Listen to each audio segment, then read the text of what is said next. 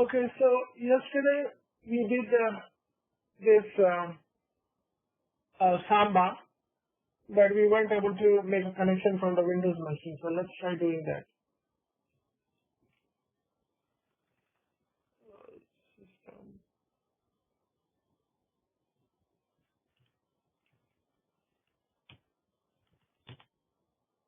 Okay.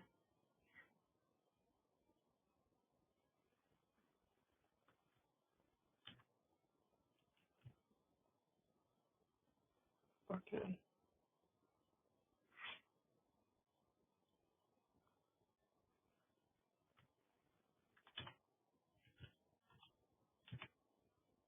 Good.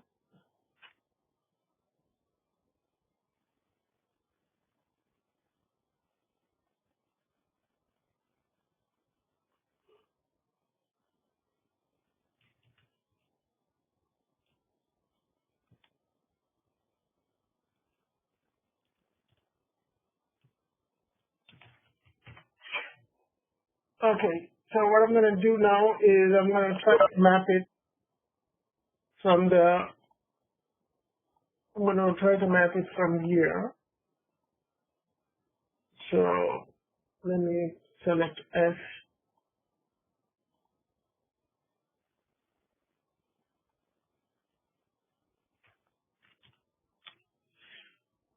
One 192.168.56.127, right?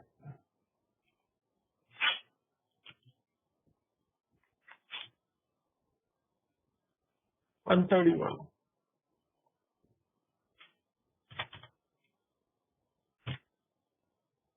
slash Windows share.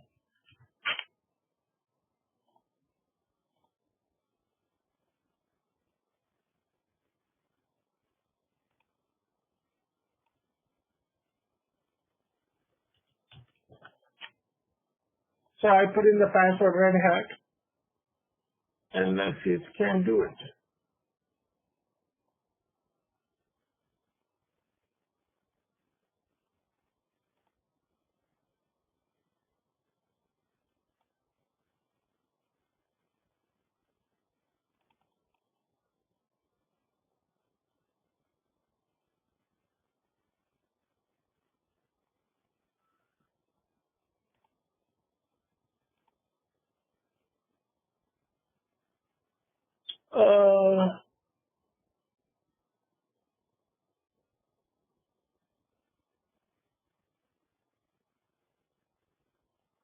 Oh, you know what? I think I need to enable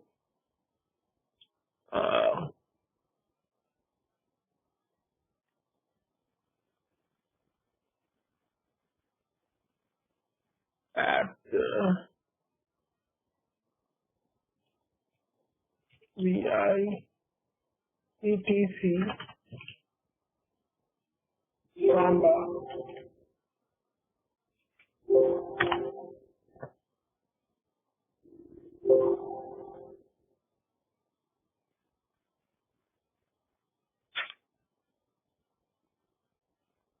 Windows-share.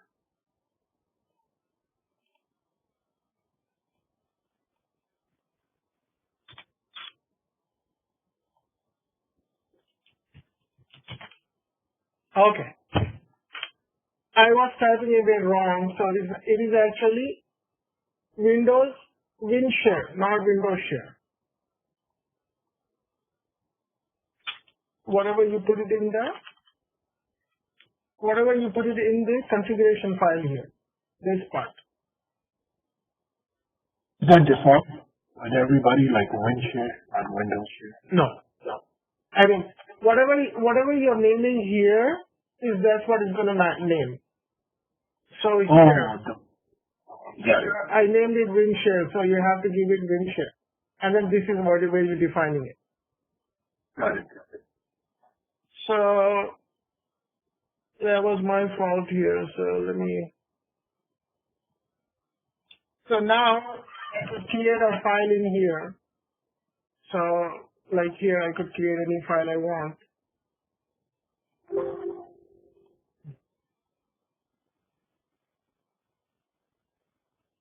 like I create a Word document here, and then I create a text file. So even though this is on a Windows documents, Windows readable documents, it's going to save it here on the cd/. If you do ls, all your files are over here. Now, what you could do is you could map this to a additional external drive. When you add like an additional bigger size drive, not on the C drive, not on the root drive. If you have like an additional drive attached here, then you would have an unlimited space.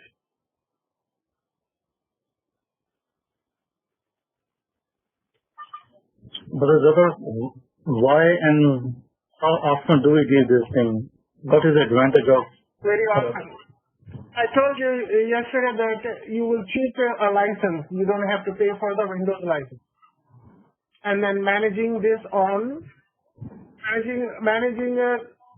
data or the backups on the Linux side is much easier.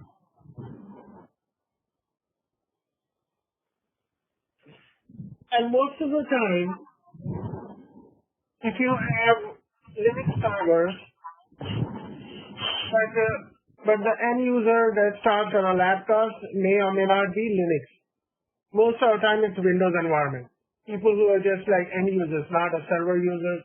They just, for any insurance company, if you're working for an insurance company, the end user would be, they'll be using the Windows environment.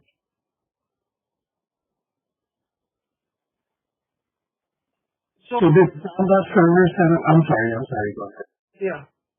Actually, this Samba server setup is for Windows. So whatever, Windows to Linux. Yeah. This is more specific to saving the data file on the Linux server and then using it on the Windows side. Okay? Okay. So your behind the scene, all the servers are running on Linux, but your end user is on Windows. So whatever he wants to save any file or anything, so he can do that. Yeah.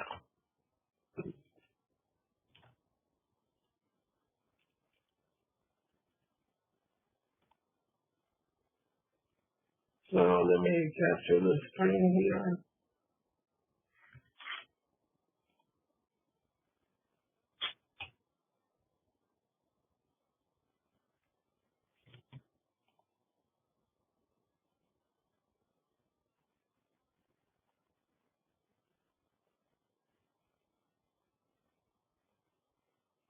Okay. All right. So I think I have.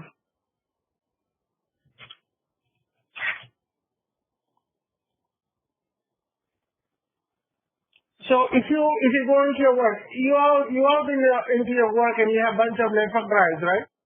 Network share drives. More than likely, all this is running Linux. Okay, so I remember at my work we have a network drive where they say if we need to save any data, it should be placed in that particular drive that is assigned to you. And that means that they are connected on the back end to the Linux servers and it is backing up there. Exactly. So what will happen is actually they will create another folder here and give permission only to your ID. That way you are able to create your own.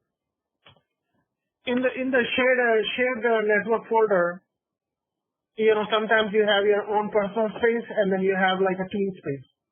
So this is what is going on most of the time. That is correct. That's what we have. Yeah. Okay, but since we're talking about sharing, do you mind to just quickly show, at least for my learning, that if I connect the USB drive of any type, and if I need to read the data from the USB drive, what files might be coming later, I don't know, I'm just asking. If I connect to my laptop any USB drive, how do I need to connect to so that it can read from the Linux? Even if it's DH, right? You have DH as an sub LSBLK. Any drive which is not showing in here, it will show up as a drive in here, and then all you do is mount. Okay, got it. Mount, and then you have to mount that USB to whatever folder you have. Got it. Jazakallah. Let me see if I could demo that.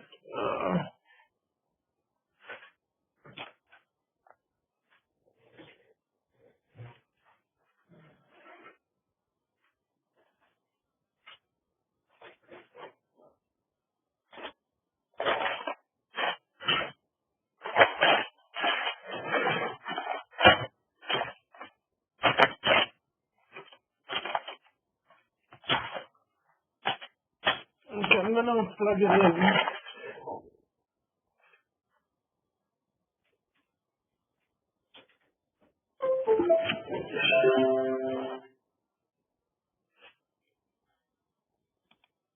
So on a virtual box, what you do is you go into settings here and storage, and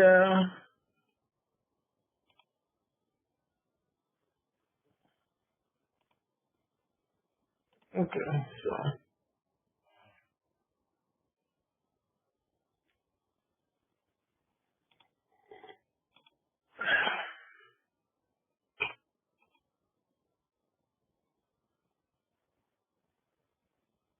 add a new storage controller, and then do USB, okay? And then once you have a USB,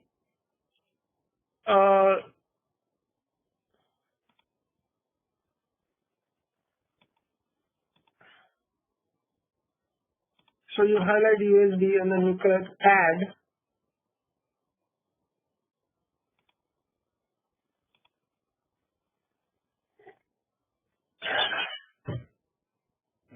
Refresh.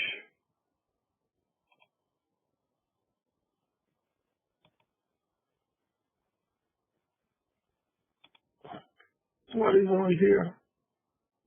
Okay, no USB device attached. So let's click on that one.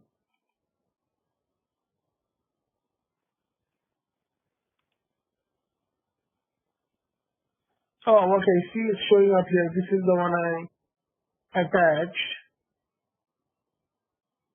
So before that, let me minimize this here. So if I do LSBLK, nothing is showing here, right? So you go on down on the bottom of the window here and you right click, and then it will show up here. These are the things that are USB in my system, in the physical system. So I'm putting this as SanDisk because I know that is what it is. And then it got a little, so when you click on it, that means it's, yeah, it is on. So let's do LSBLK.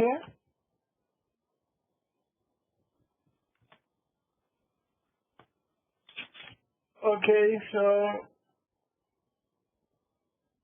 this one, SDB is showing on here. And it's a 15 GB or 16 GB disk. So what I do is mount.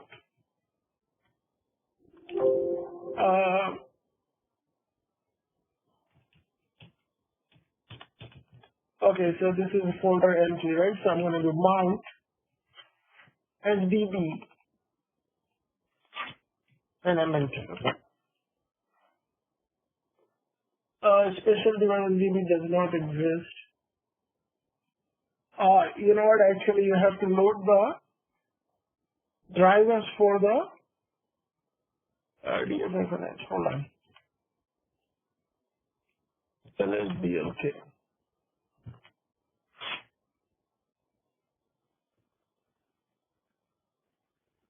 What is the mistake I'm making here? You're putting SDB1 inside SDB? No. Anybody else? Okay.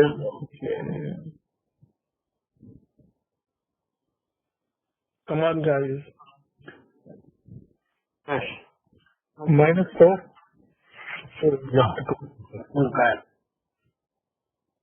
Yeah, I forgot to put /SDB1. Now if you do BFF and H, let's see, oh, it's taking longer. And then SDB, this is my USB drive, it's plugged in now. So as I go to CD, NMT, if I do LS, and I see all the content of the USB drive. Jazakallah.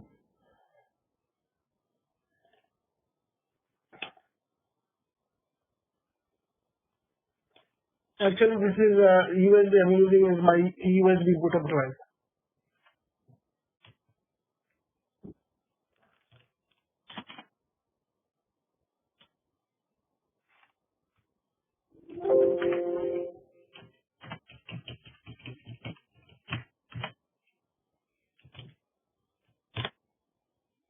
Okay, and then I'm going to disconnect this. Uncheck it. Simple as that. And it's all gone. Okay.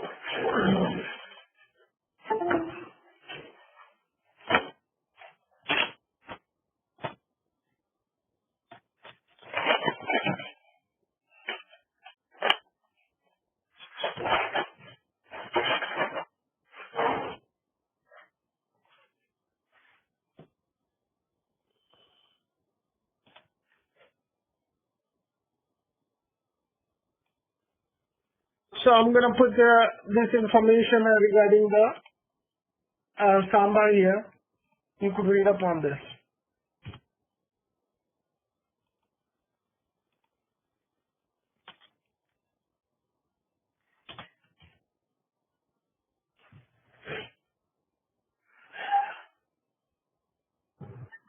Jazakallah, brother. Thank you very much.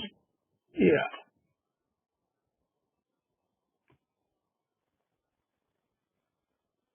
Samba, there you go.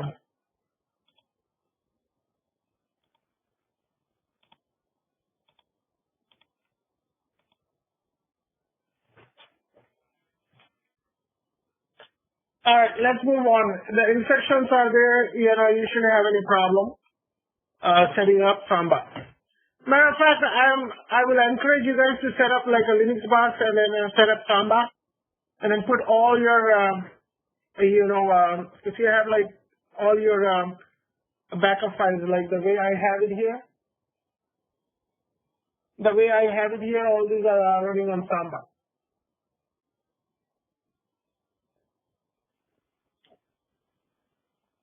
I have one computer. Okay, yeah, these two are on one computer and this is on the other one. And this is something else.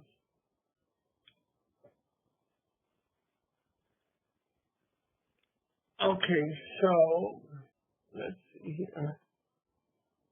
I'm going to save this, I'm going to close this.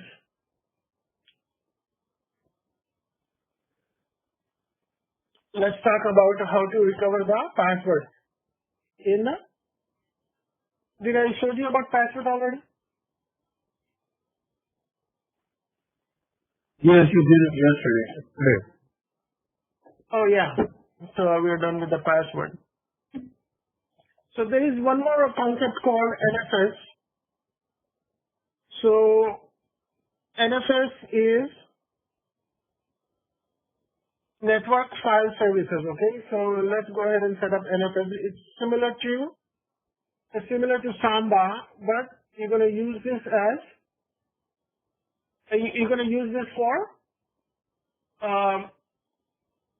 for Linux operations. You're not going to use this for Windows. I suppose you could use it for Windows, but this is mostly for Linux here, okay? Alright, so let's see. Sometimes you hear from the hard drive, NFS hard drive, 10 terabytes, something. Yeah. Is that stuff? Yeah, this is what exactly we're going to set up. NFS. Jazakallah, brother. What I'm going to do is, I'm going to shut this down.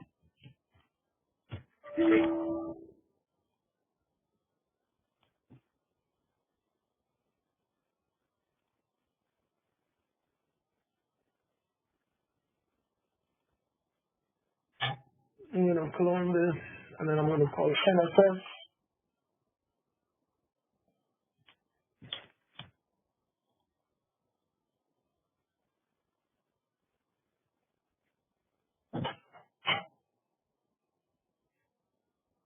And remember, we use the IP address here, right?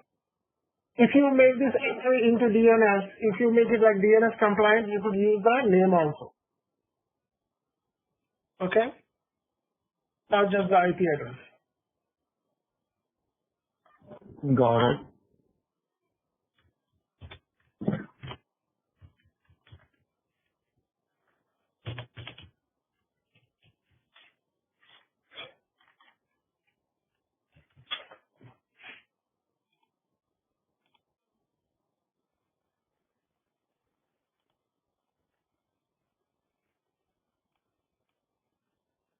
So I'm going to kickstart this NFS. Oh shoot. I'm going to close this YAML.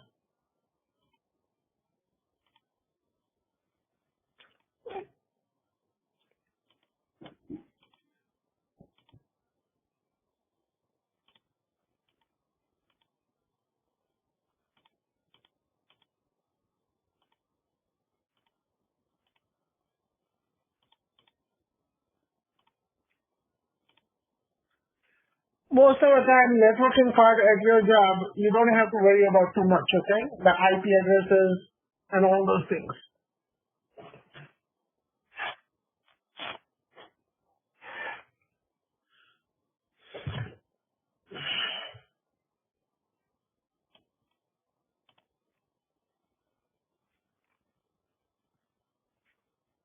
So while it's doing that, NFS.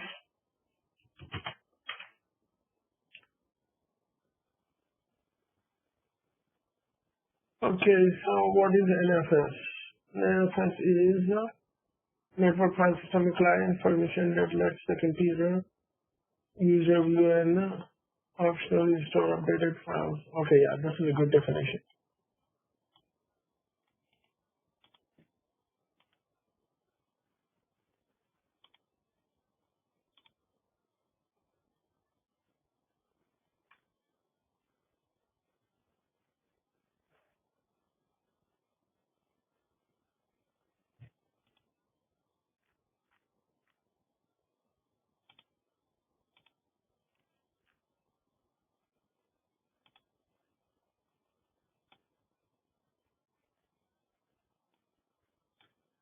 So I'm going to go here, root, Red Hat.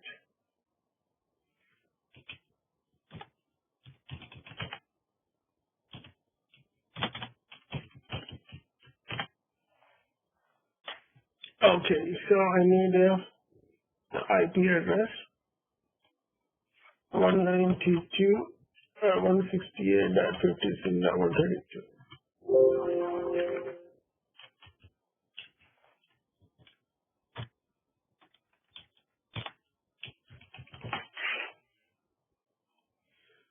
So what we're going to do is we're going to set this up and I'll show you how we're going to exactly use this here, okay? So the very first thing you need to do is install the NFS services, okay?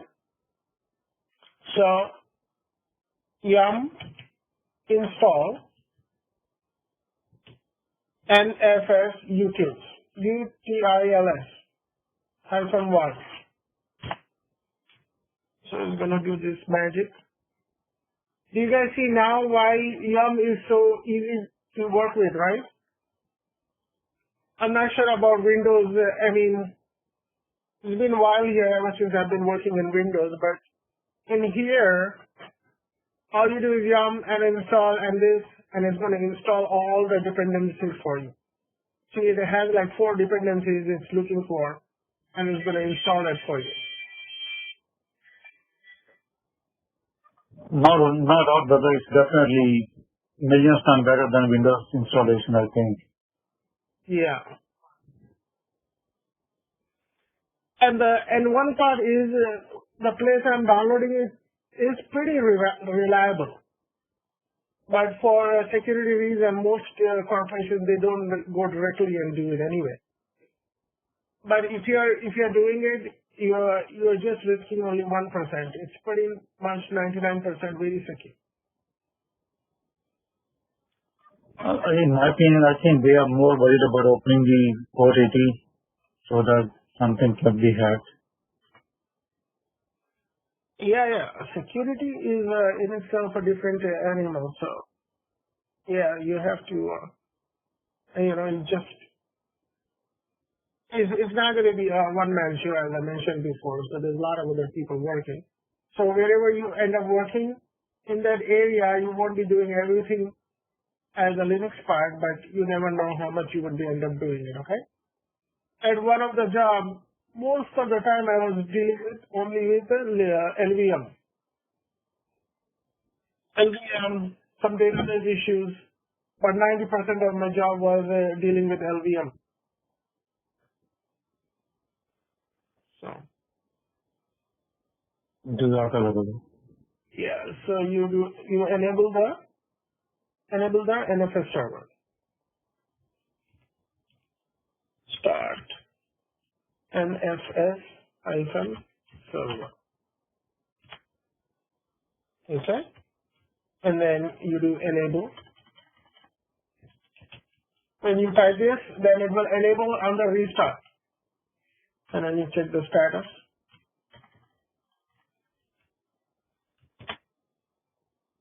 Okay, so it's active. Exited. What does exited mean? 15 seconds ago.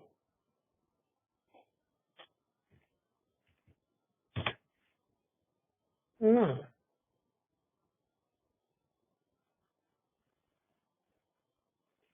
it says active here. Alright, let's see if it's going to give us a problem. Okay. Start NFS server. In past, we have seen it is active, in parentheses we see the running. Yeah.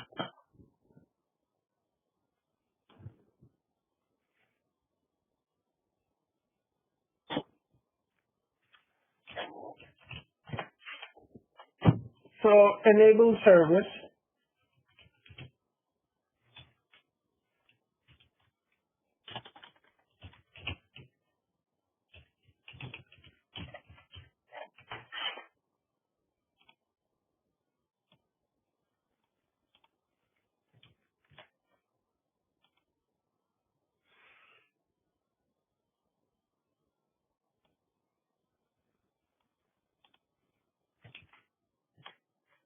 Okay, and if you want to check the status, you check the status too.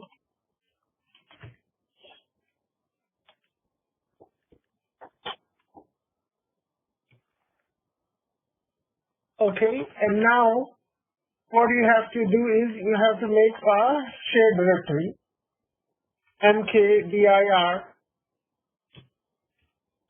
You know what, actually, hold on, I forgot to add the NFS drive in here, so let me see if I could do that.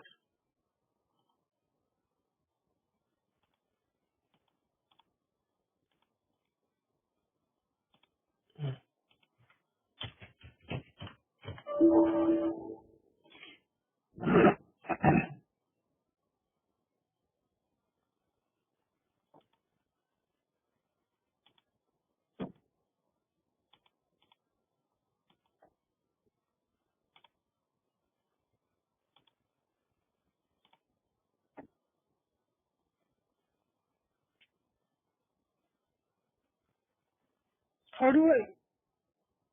Yeah, plus. Yeah, add hard drive. Add new. Okay. What the? Create. Okay, and then I do this, and I need 16 GB. Okay.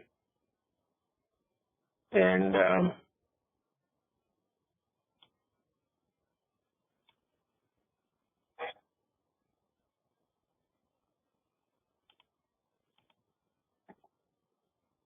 okay, and now let me turn it on.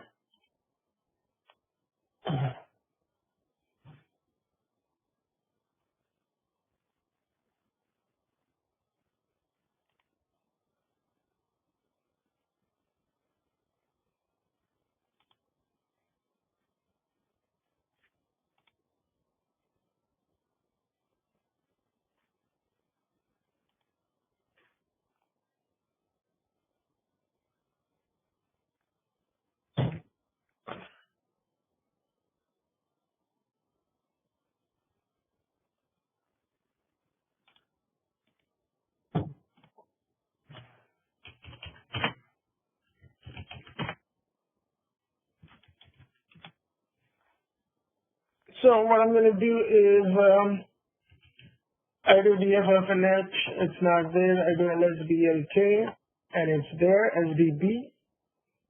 So can somebody help me with the this command?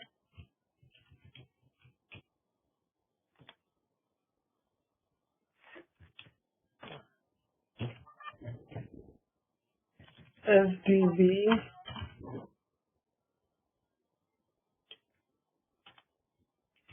dem sdb, right? And then I need to create a new partition. I want to create a primary.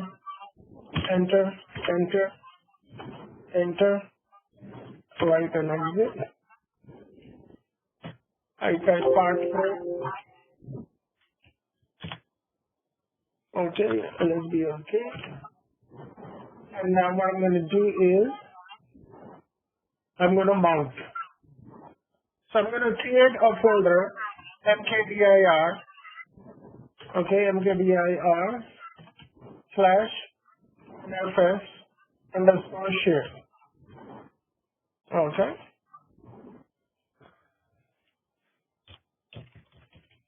Mount sdb1. Can you go out on mute, please?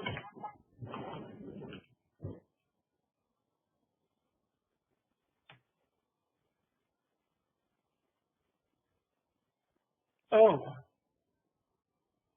mount dev sdb1 NFS share. Dev sdb1 is write protected mounting read only.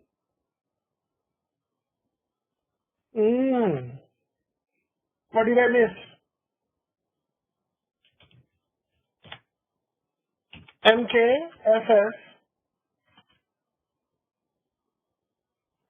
mkxfs, right? /dev sdb1.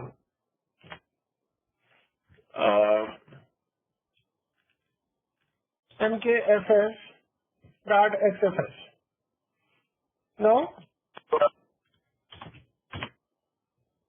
Oh God. Hold on.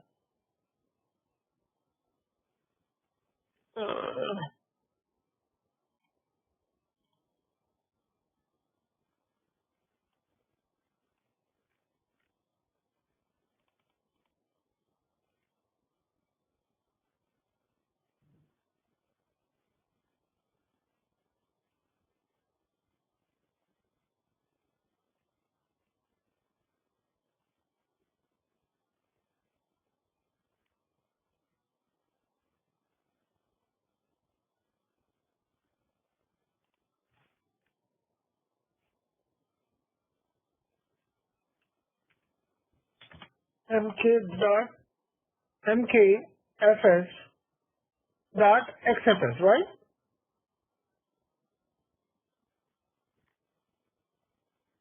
I think it's only MKXFS, I think.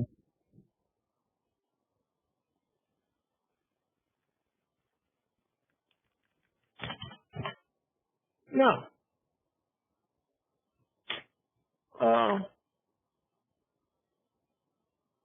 MK.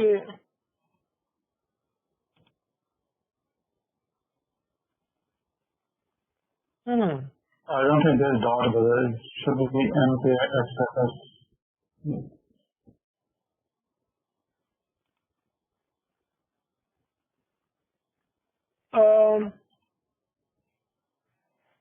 MKXFS /sdb1. No.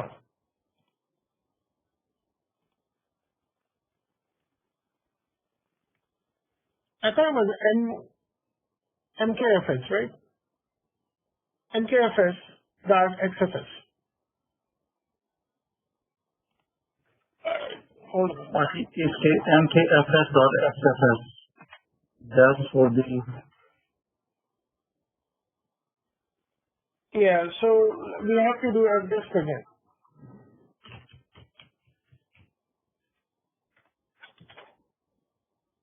Print partition and delete partition, write and exit. Partition 1 deleted. Okay, let's go back in there. M is nothing.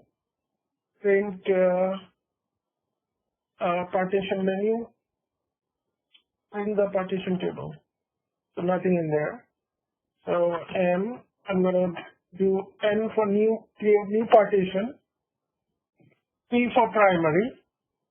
Okay, I'm gonna give 1. So hit enter. Okay, hold on guys.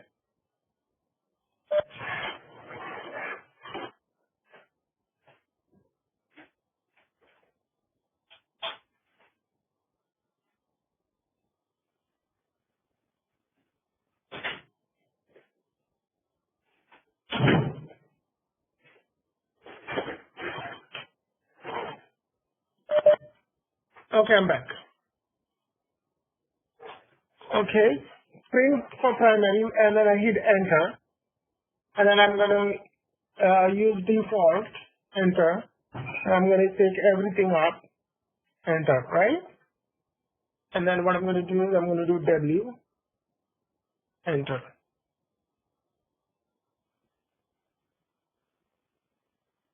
Okay, now what I'm gonna do is nkfs dot xfs /sdb1.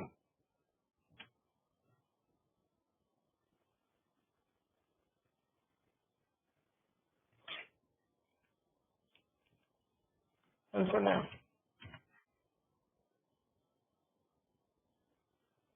Okay, now I'm gonna do path pro.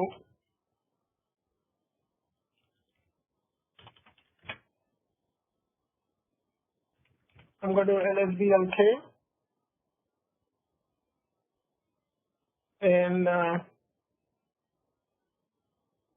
blk id and sdb1. It says xfs, so it's working now. So I'm gonna do history. I'm gonna do mount dev sdf share. Okay, if I do df/h, it's mounted now. Okay, and then you could put this in the fs tab, right? vi/etc/fs tab.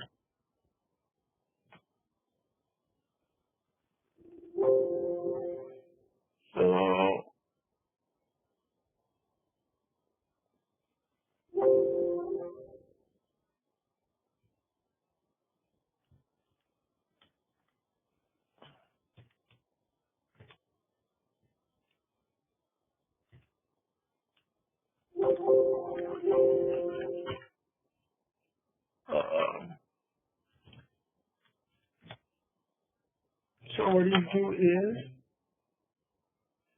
sd1 dev and fs share.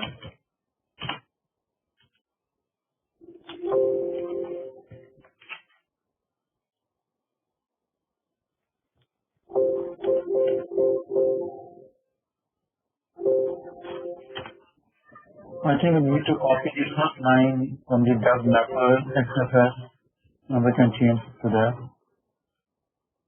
Yeah.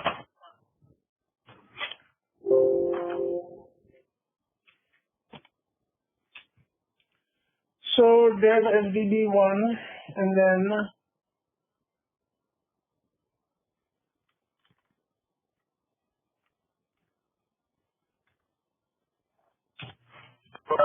xfs. Okay, default 0 0.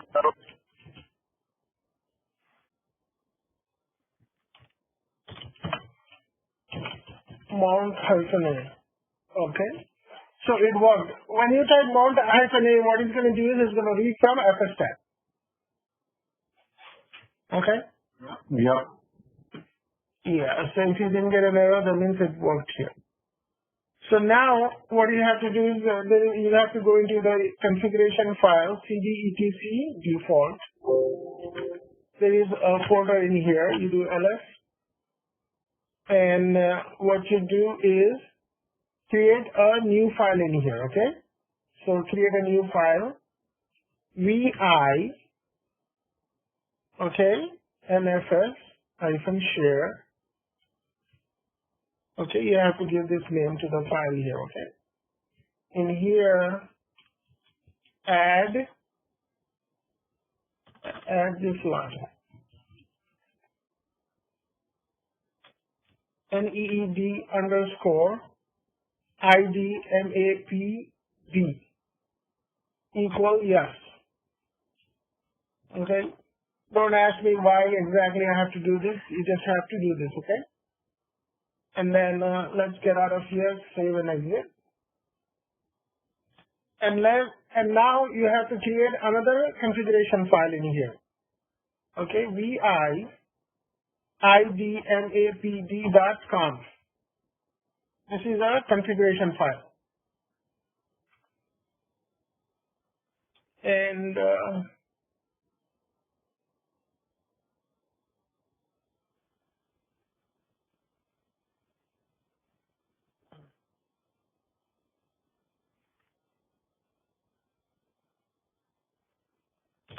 okay, and use this file if you are using the DNS here.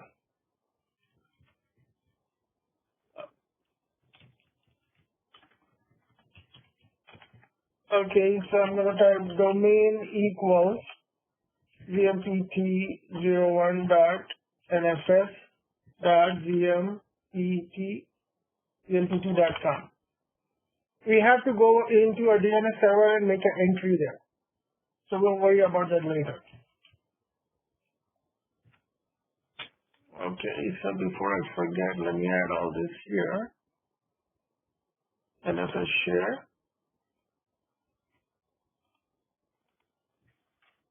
And make a new directory.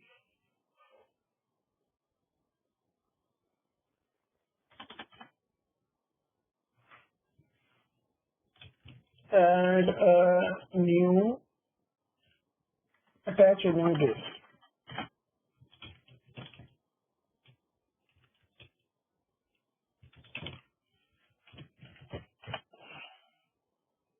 Then do mkdir/nfs underscore share.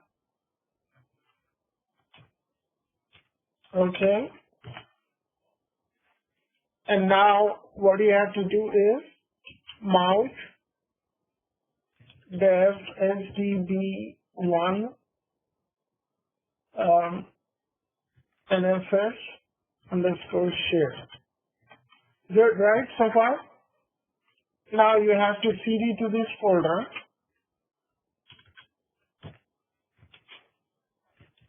Now, create configuration file.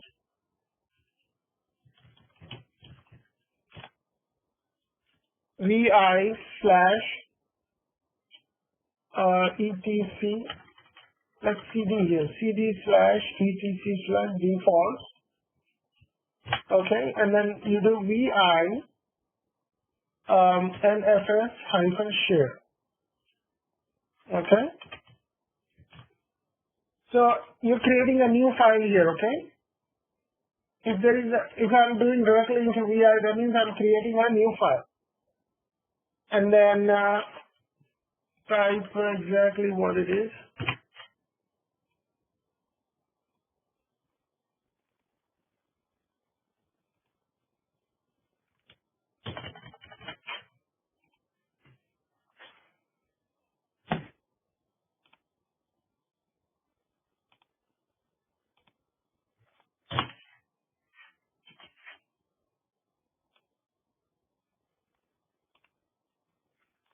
Okay, now I'll create another file. vi id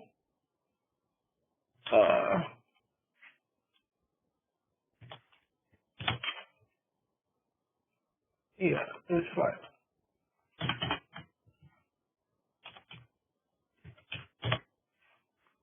idmapd.conf. Okay, and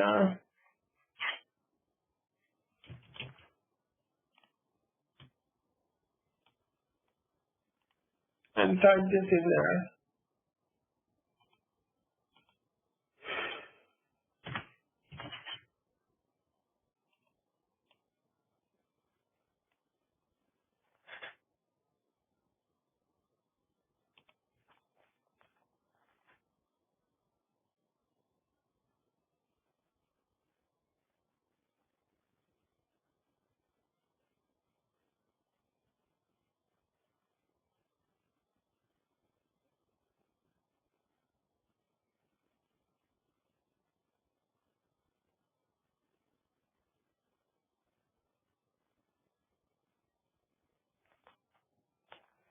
So you typed there, right?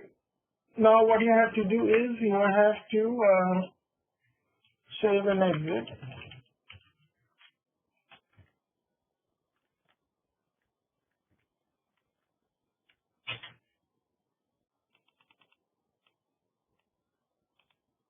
Now what you got to do is, let's see here. So what I'm going to do is, I'm going to change the permissions for the NFS share. Let's do ls-ld. So the permissions are others and group cannot write. So what I'm going to do is I'm going to change the permission ch1777 okay /NFS share. Okay, let's do this here. So it has all the permissions here.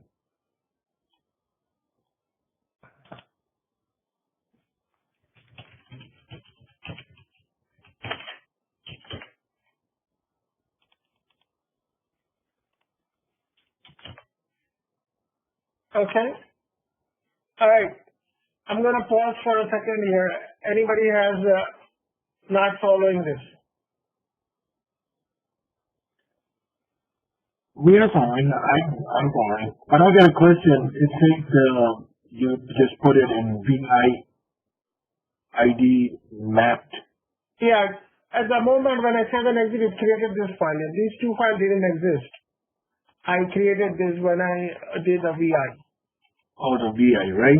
You created and you put like domain ZMPT01.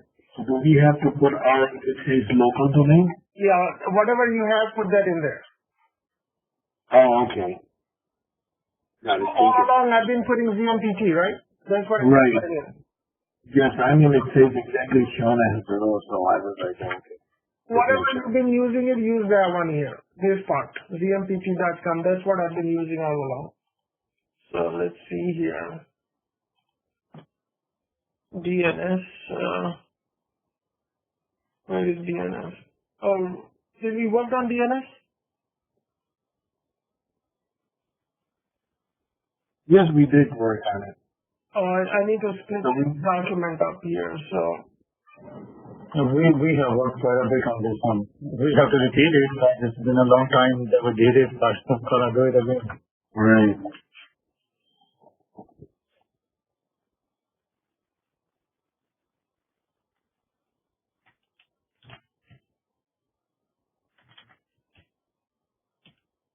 And that was the last week of January, because I missed that week. That was the week.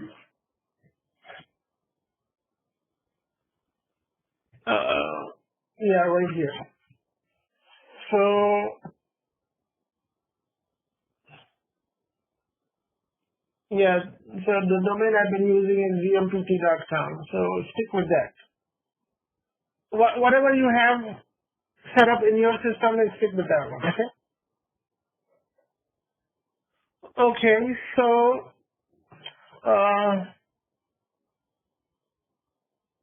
then what you have to do is there is another folder cd/etc/exports. All these folders are created when oh,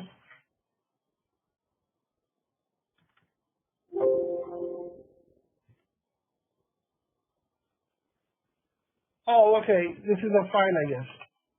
So edit this file. Okay, in here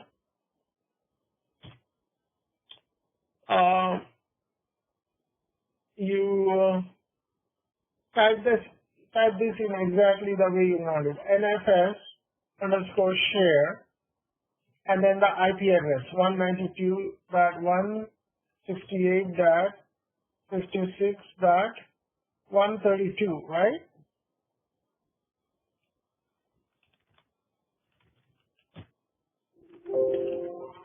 That's the address of the new machine. Yeah, so this is a server, so you put this address in there, 132.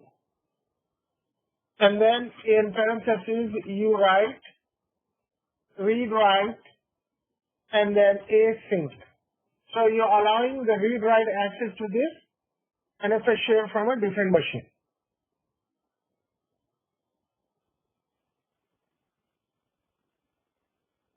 Okay?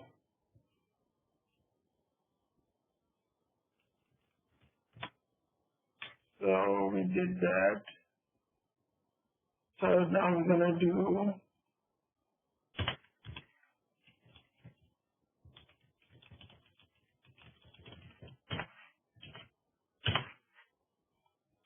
and then yeah, put this in there.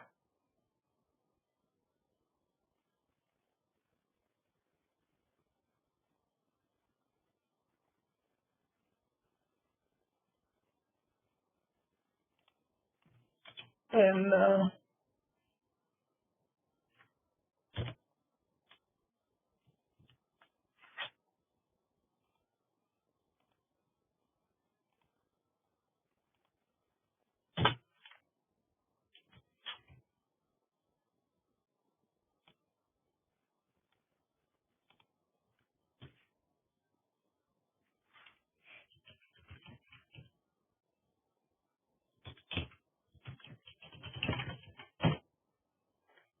okay. Now what you gotta do is save and exit out of here. And let's start the NFS service again. Okay, Systemctl.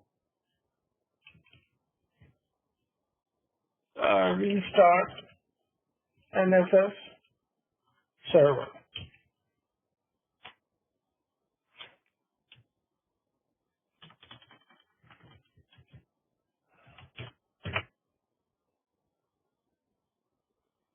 Okay.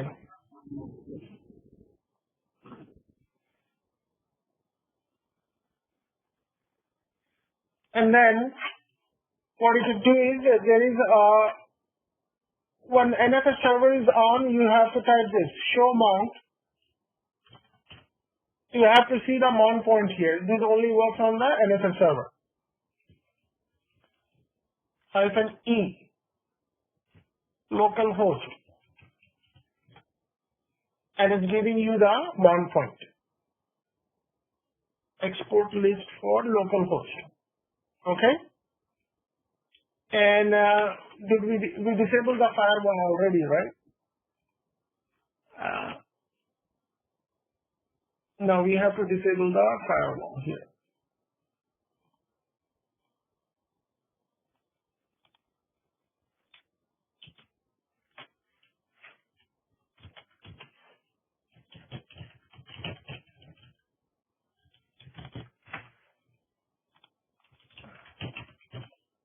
Systemctl start firewall D. Okay, then Systemctl disable firewall D. Okay, Systemctl status firewall D,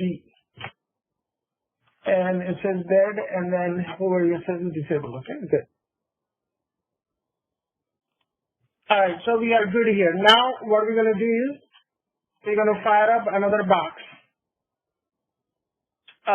Let's see, I'm going to turn this box on. Okay. So in the company, NFS server is a separate server. It's not a part of something already existing server. Am I right, brother? Just like DNS, we have a separate server, and NFS will be a separate server. Yeah. But you will have a lot of them. You will be dealing with a lot of them.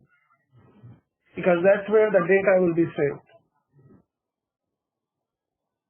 Got it. You mean save in the NFS server? The data is saved in an NFS server? Every data is saved in the NFS server. No, nothing is saved locally. Oh. I'm sorry. You will know. You will know where we're going here. Just give me 1 minute. Okay.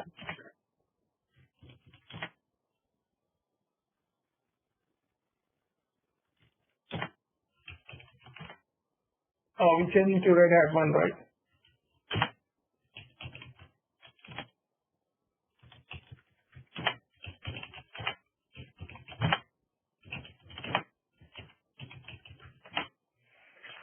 This one is 127. Okay.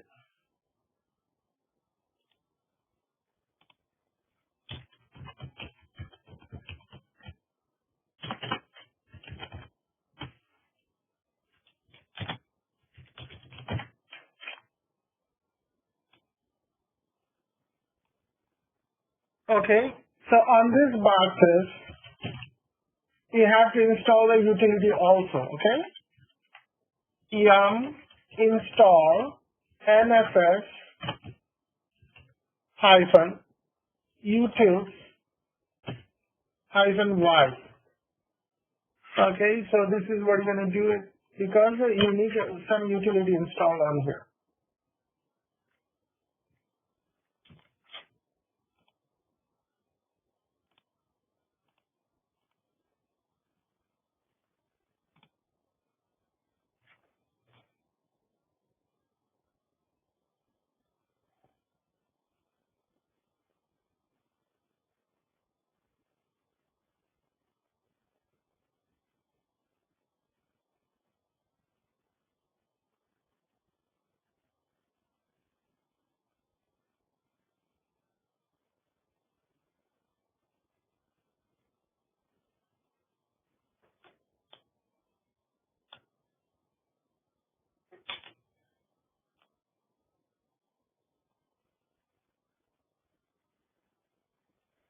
Okay, so what I'm going to do is I'm going to start the service, Systemctl, start NFS server. Okay, and then I'm going to enable it. And then let me check the status.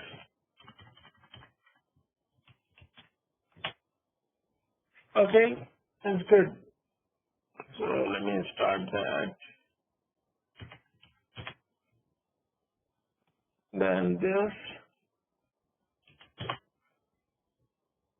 Okay, and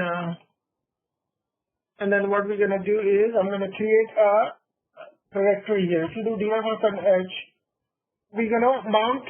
What we're going to do is essentially we're going to be doing mounting the hard drive, but this is on a different server. Okay, would you all agree? So let me do mkdir Oracle. Usually that's how it is. Okay, usually the Oracle database files are saved on the NFS server, even though it's going to be an Oracle server here. So chmod, I'm going to change the permissions for this directory, 777. Usually it's not 777, but in this scenario, we really don't care, but at worst it would be 740 or 7655, whatever it is, so you just have to follow that. Okay? Now, what we're going to do is we're going to mount -t, and then the IP address for the server, this server here. So 192.168.56.132, right? Yeah.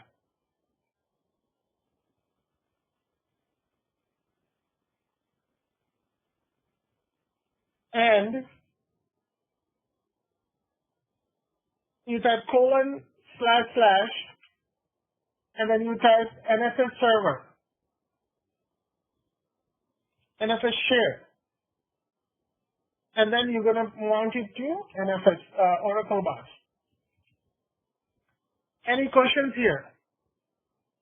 Where is this NFS share coming from? Over here, from this server, from the server, NFS share. And then this is the format here. Remember when we did a copy command, we did this, right? Copy, and then if you copy into the another server, this is what we're doing as a SCP. You guys forgot about that already, huh? I remember what you're doing. But the thing is, the confusing part is... No, there's nothing confusing here. This part is mount, and then what are you mounting? Right. I just did SDB1, right? So instead of that, you just pointing it to the IP address with the share, wherever the share is. And what are you mounting? This is Oracle. This is local here. This is local here. Right, I got it. So it's the same as like when we set up the yum server. So we make our repository, and then we make the file in yum.repo, and then in the other client, so we copy that link and we create that file over there, and we copy paste that link over there. Yeah. That's how it gets linked to each other. Yes. Okay, so it says ORACLE.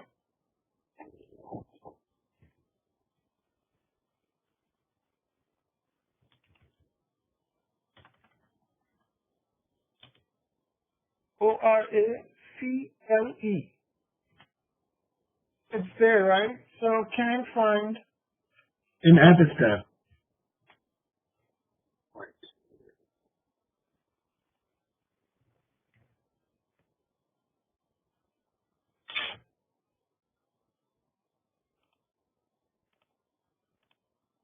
Okay, this is the server here.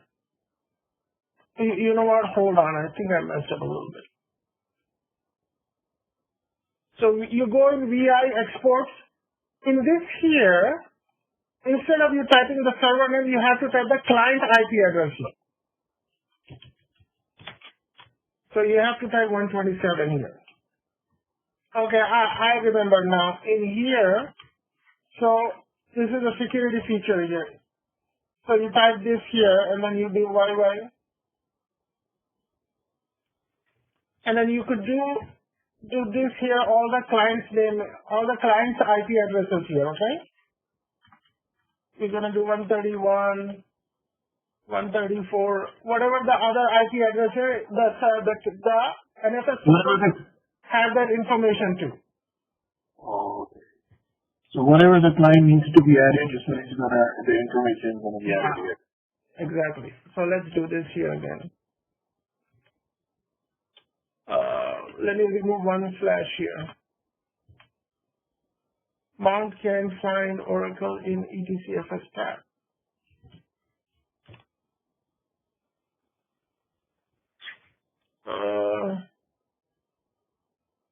So let's do only mount first. Access denied by server while mounting. 32. Let me try one more slash here. NFS server denied. Access denied by server while mounting. What I have to do is I have to restart the service here. So Systemctl start NFS -server. Okay, so that it refreshes that export file we did here. Let's see if it's gonna work.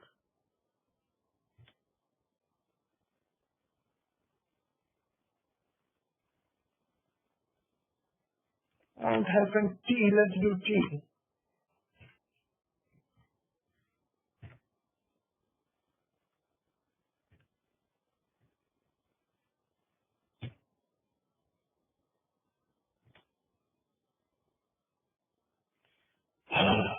You should be able to mount it without putting in the FS tag first.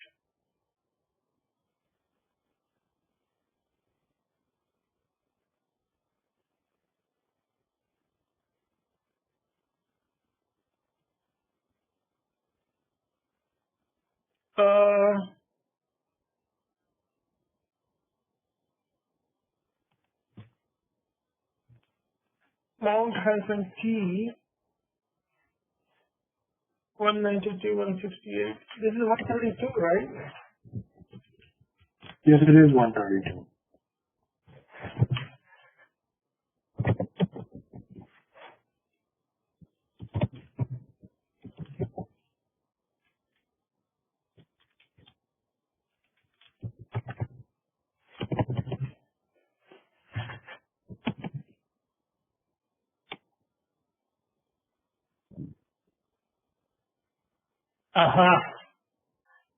It's just a silly mistake here. I have to tell them what is it. I have to tell it NFS.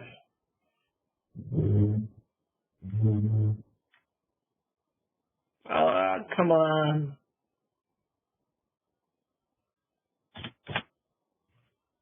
Access denied by server while mounting. What is the access denied?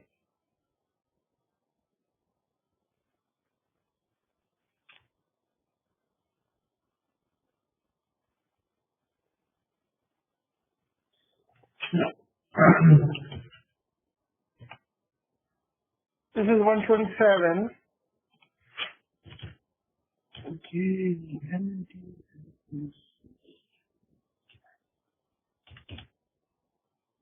Alright, let's just keep one server in here, okay? I think we have to keep the original one as well, and we have to get this 27. Okay. Yeah, this is the client information of the Client information, right? So, and then we have to check the permission on that. Read client, the function.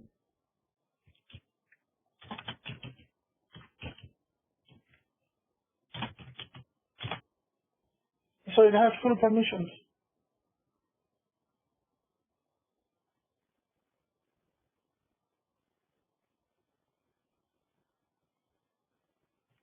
Let's do I mean, there is, like, I Google it right now and it's showing me there is a subtree check. The permissions are defined as follows. So could be a permission problem. So RW sync no underscore subtree check permissions. Let me send it to you. Let's see if you can find anything.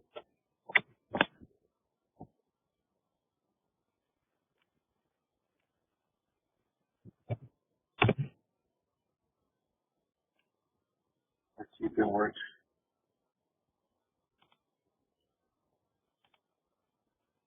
okay.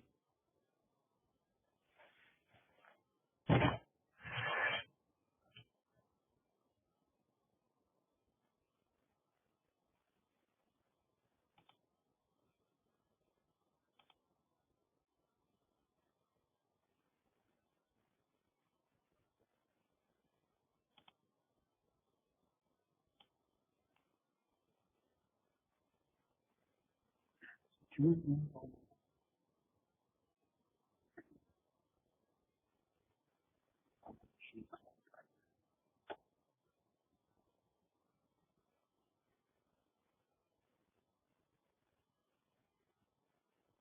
I need to put subtree in here, huh? Right. And then do you think in a host like a main server, so we have to check the permission on this export file? I mean, what are the permissions of this file? It should be allow access to a single client by a specific client machine IP. So that is So the export file, the permission need to be changed. right. That's it. That's why it's not allowing us to change it from there. Let's check on the permission here.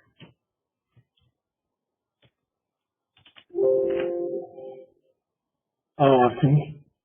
Okay, so it could read though, right? Anybody could read it. But it's near. I think it's not going to let you mount because you are executing.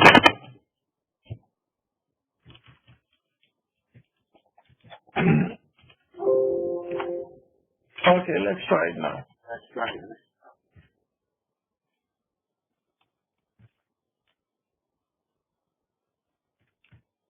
Oh.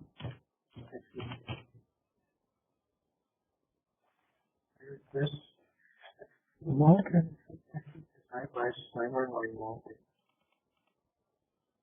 So,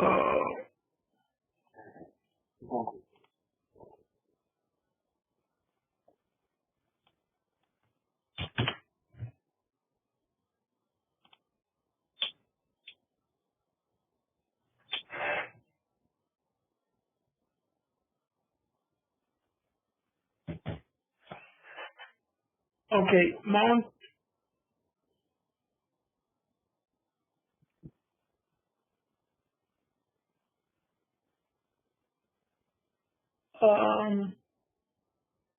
You can try running the mount command with the verbal option to get details.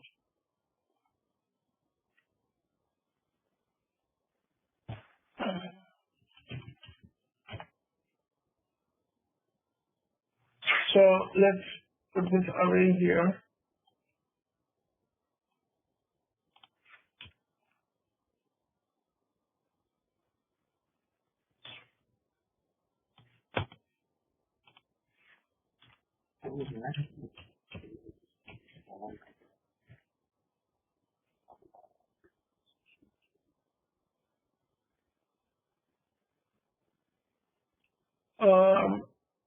What is this command for export fs-a? Did we run this command? I just googled it, so.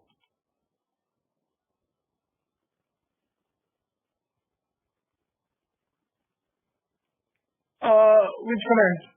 Export fs-a.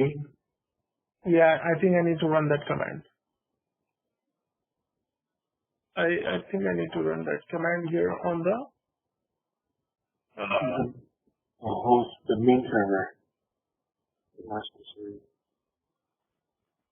yeah, this one. Yep. So that the permissions are allowed.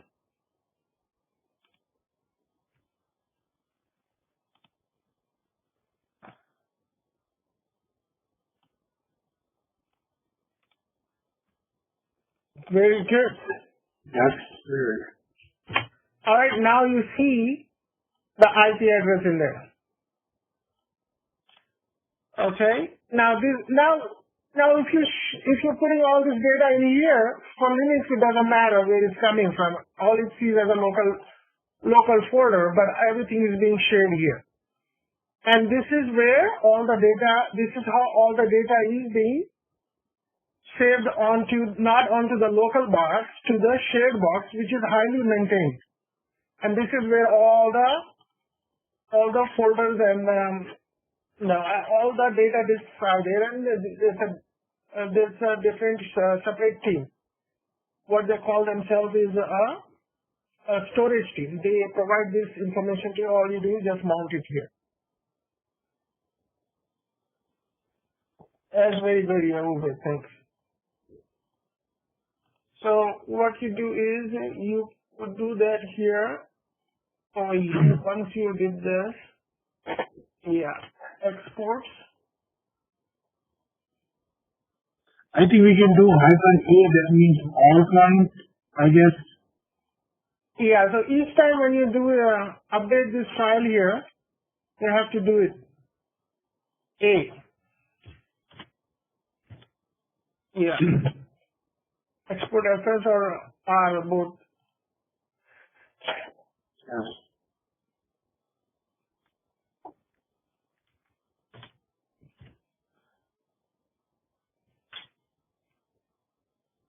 So, system ctl stop firewall D.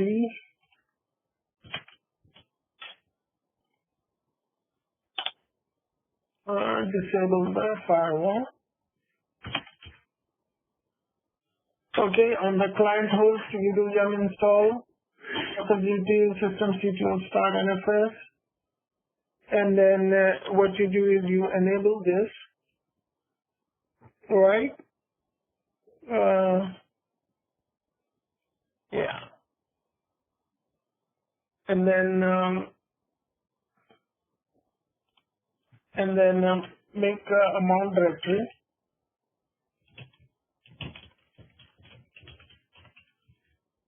Anybody confused now, or you all caught up?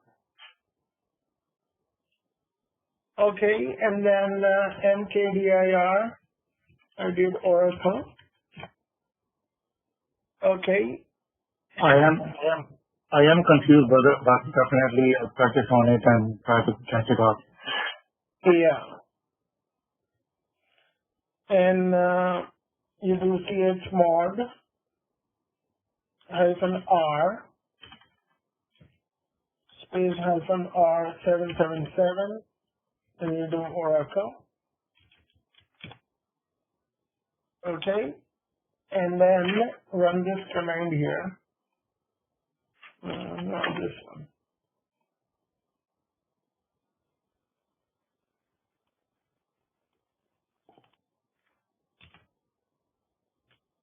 Okay, and this is the output we get.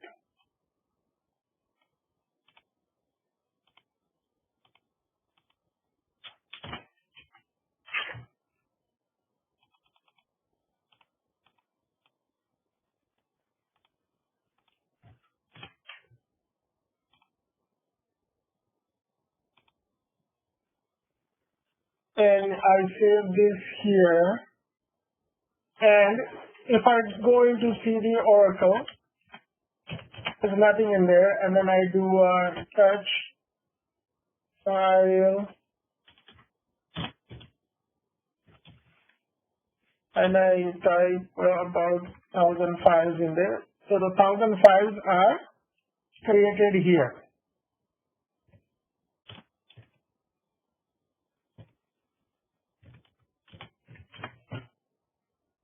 So no matter what you're running on this box here, this box is a client, the window I'm shaking, this is a client. All the data is shared on this NFS server here, okay? Very good. And then what else I need to do? I got one question, please. I'm sorry? I got a question, please. Yeah. So this Oracle drive right here is shared. NFS shared. Yeah. It's mounted on Oracle. So this is just a first client. We're going to have like maybe 4 or 5 clients, right? Just suppose. And then, so it's going to be the same thing. Like we're going to have to mount it on Oracle. And then the NFS shared mount right here. NFS shared this. On another client, this doesn't matter. This matters.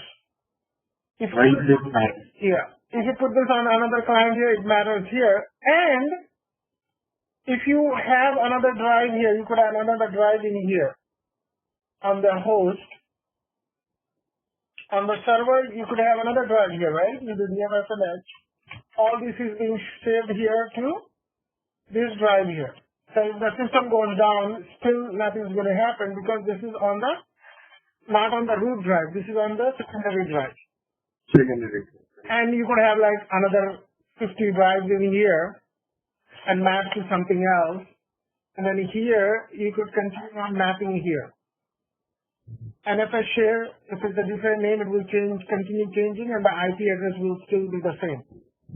Yeah, because this is a main server. This is a main server. So this guy needs to be installing in each client in order to get access. Exactly. Very good. To NFS server. Yeah. So that is the only point to we install this NFS because we want to share just a local file. Like we want somebody to, like maybe 10 more people wants to see this file, so I'm going to put it in this shared drive that you create in NFS. Yeah, not the secondary, but the primary would be this. This would be this server here, and pointing from the client, this is what it looks like. Because this is highly maintained. They do very good maintenance on keeping the data secure. This is handled by the storage team. Oh. Okay, because data is king, right? Would you agree? Right. Yeah, exactly. if you lose the data, you lose the business. That's the end of it. So whole point is, and there are very smart people working behind the scenes making sure they will never lose any data. Right. And then you have one NFS server here, right? And that's not the end of it. You would have hundreds of NFS servers. And in the system, all you have to do is type show mount.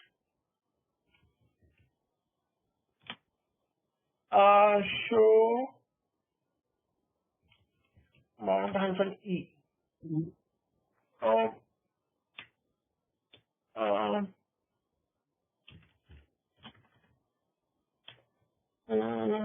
What is the command?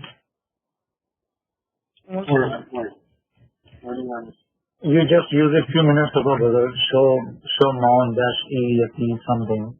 No, he did it. It was like it shows this person, like the export list of the host. So that's what it has. Yeah, I want to see it on the host, not on the. I want to see it on the client, not on the host. Oh, on the client.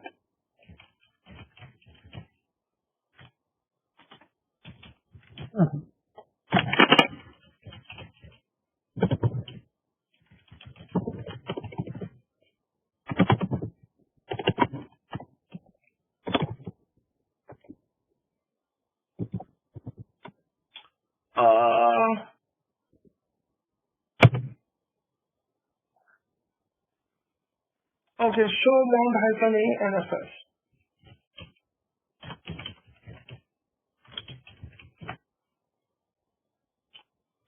So this is actually for the command to run on server, not on here. Show mount.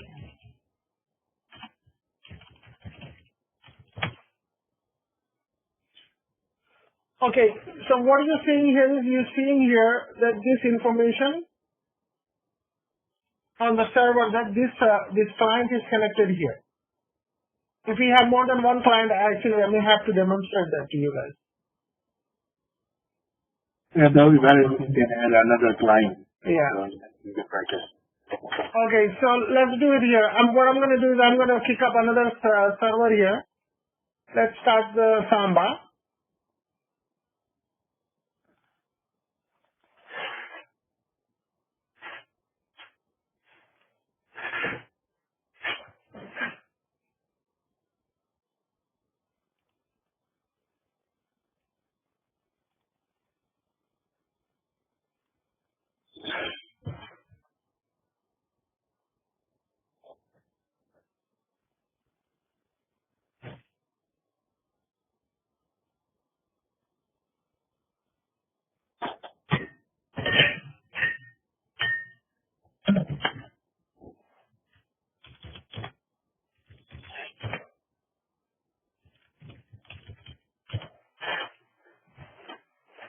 So this is 131, right? So let's go into 192.168.56.131.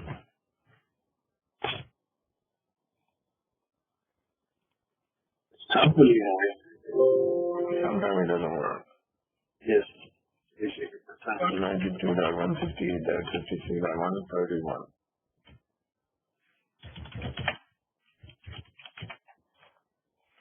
So on the server, what you have to do is you have to go into this file.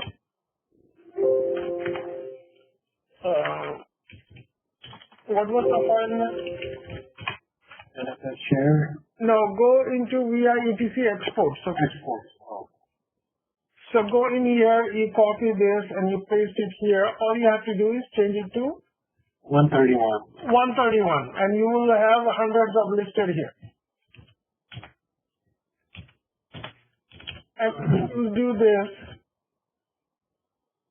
So only one server is connected here. So let's follow. So we're going to follow this here to add another server here. So Let's install this.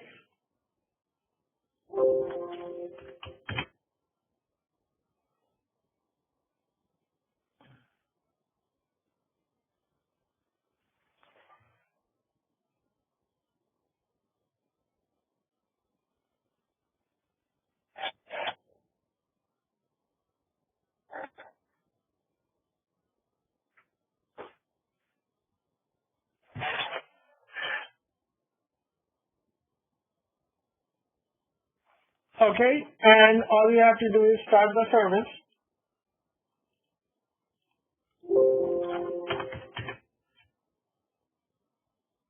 And then do mkdir slash, you could name Oracle again. Yeah, Oracle too. Okay, 777.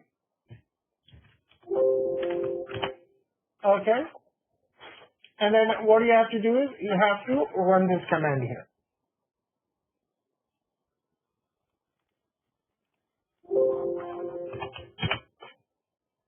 Okay, so it's not working because I have to restart the service here. No, I have to run this here. Export. Yeah. Export -a. Okay, it's mounted now. If you do the error of an edge, it's mounted here. So it's the same server being mounted on the two different places here. So if I do cd /Oracle, what do you guys expect to see here? That the NFS mode. NFS series. If I do ls. 1005. Yeah, 1005. Very good. And if you do mount-e, what you're going to see is you should see two servers connected here. Oh, because it's now two clients. Yeah, so you see it. I was just thinking, just for the NFS, it's more than that because I Google Samba, so it was just coming along with this. That I mean, it is for sharing files as well, and it's just other stuff like when you deploy other softwares and like multiple clients. So you just go NFS and then you do that as well. Is that possible? Yeah. Or? Samba is, I told you, Samba is more specific for Windows users using the Linux resource. That's what it is. Okay. But if you try to, you need the Samba, you need Samba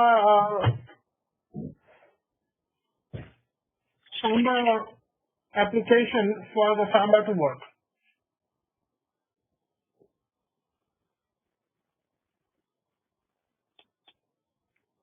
So the more you have, the more you would start seeing here, okay? Yes. Hopefully that clears that up here. So let me just put this,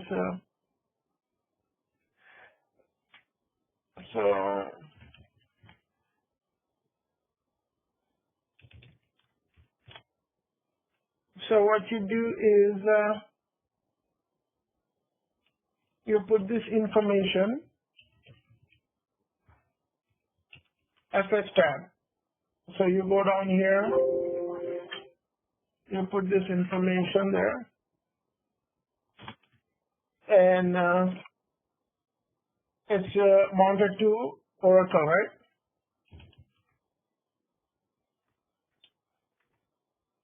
And NFS is the file system, default 0/0.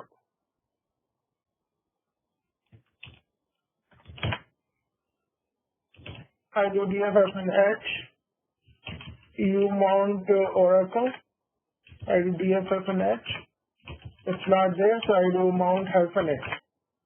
I didn't get any errors if I do DFFNH, and it's mounted.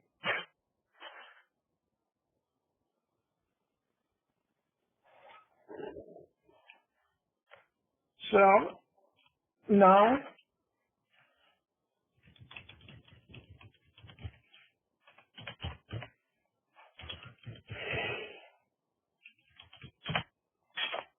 and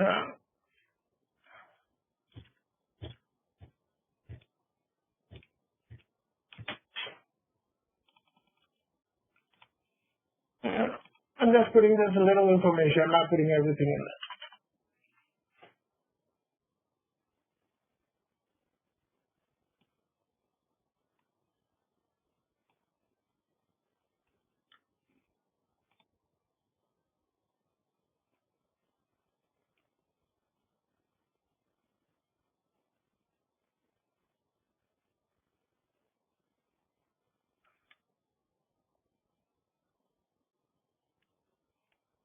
Okay, so enter the client information that will be connecting to this server.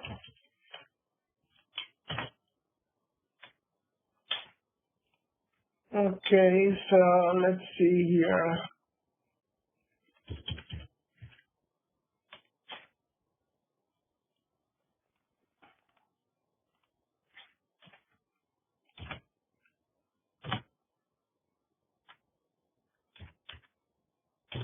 You get the idea, right? The more you put it in here, all these are client's information and not the server information.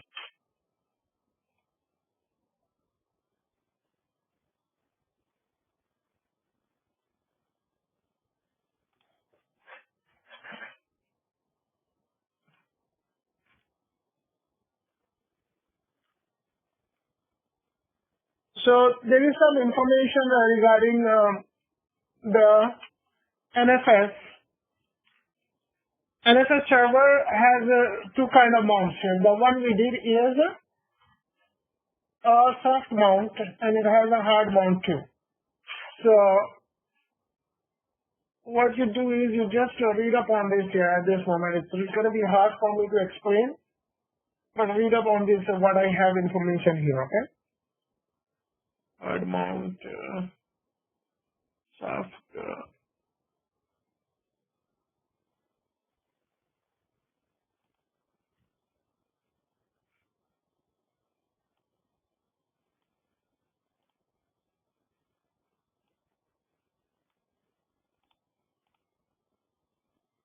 But hold on.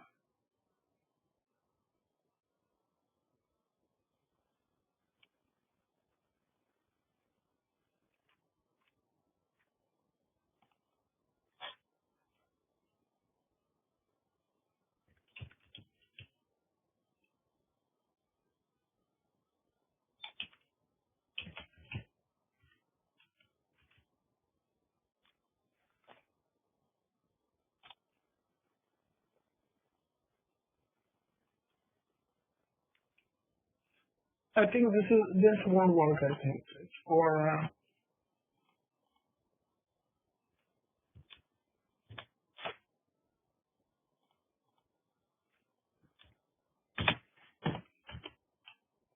It's for the multiplan.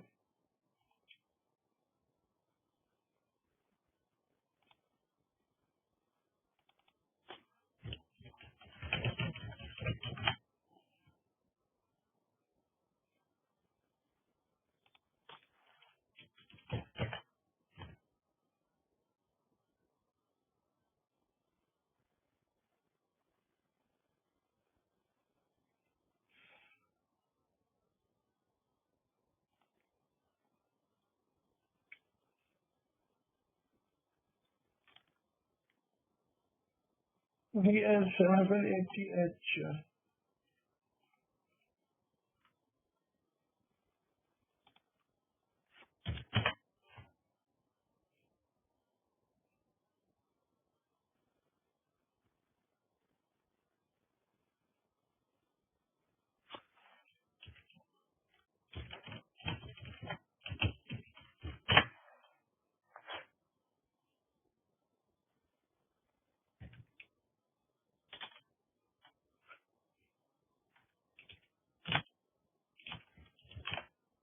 How do you set for local? Modify to DS7H.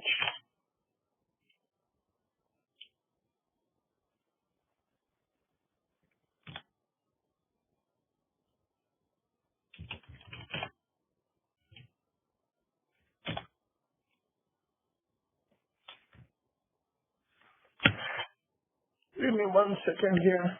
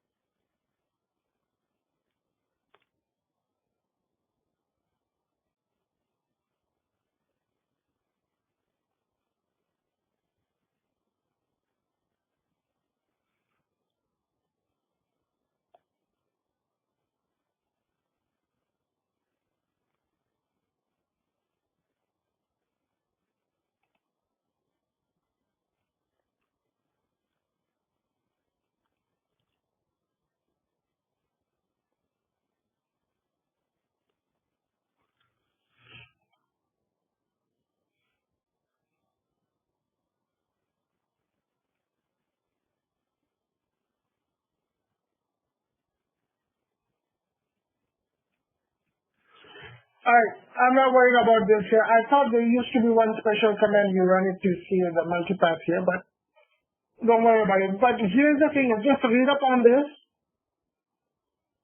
The soft mount and the hard mount. So once I create this up, you could take a look and go and read this. What's the difference between mounting soft mount and the hard mount, okay?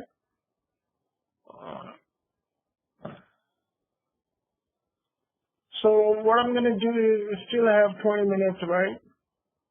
So what I'm going to do is I'm going to start scripting. How are we going to use the scripting? I'm going to show you, it's going to last like a couple weeks or more than that. It depends. So what I'm going to do is, let me just make sure this document is good. NFS,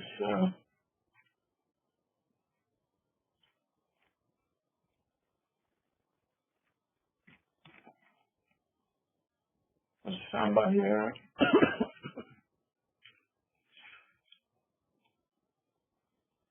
Okay, NFS. Okay. Alright, so I'm gonna save this here. You're gonna start scripting here today, okay? It's very important. If you lose focus of this, it's gonna be difficult for you to understand.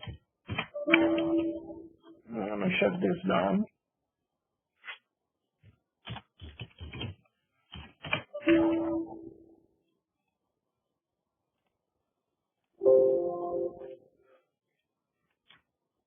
So I'm just gonna create a new box scripting. And then I'm gonna say next and okay.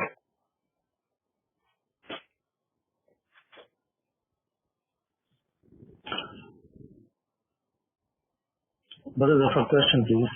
Yeah.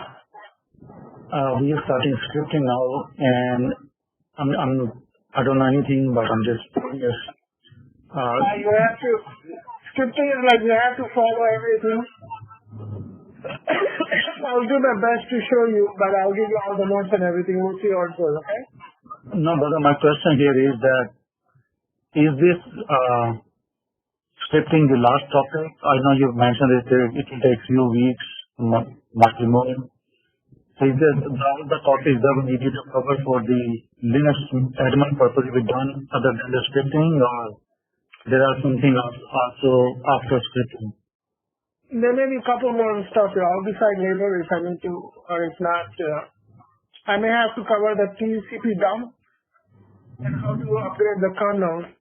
We'll do that later, but let me work on scripting and see how it goes, okay? And can I suggest one thing, if you don't mind? Yeah. Can you postpone this scripting till next week so that we can catch up with all the stuff that we did for the last 2-3 weeks? Or do we need to start today? No, we'll start today. You see how you could start working on it. And then not too much. Just the beginning and the permissions and all that's associated with the scripting, okay? Jazakallah, brother. Thank you.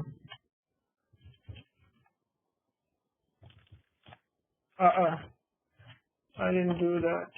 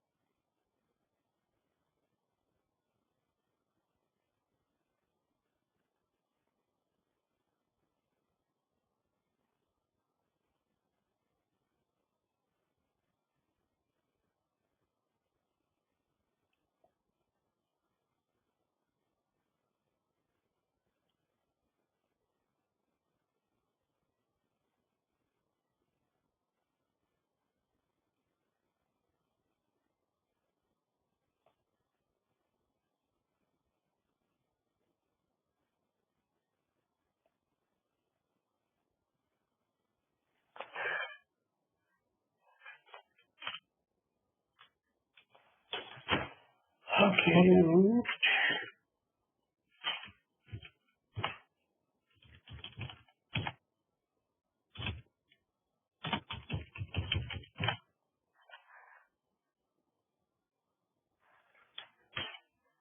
So, 133.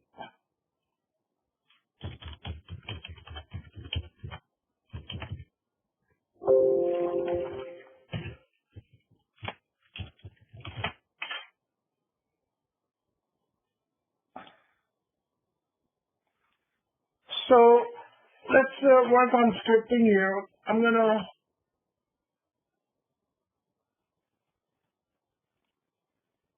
gonna close this Word document here because it doesn't really work with scripting. What is scripting in this? It's Bash. Oh, right. What is the difference between Bash and other scripting you would describe in the word? There are other shell scripting is like you're just running it from the shell. What you do is this is called shell here. You just write like quick command here. It's called shell scripting. Okay, Bash scripting is you're putting it in the file and executing that file to run it for you. Oh, so that becomes Bash. Yeah. You're putting it in the file. Yeah. Oh, okay.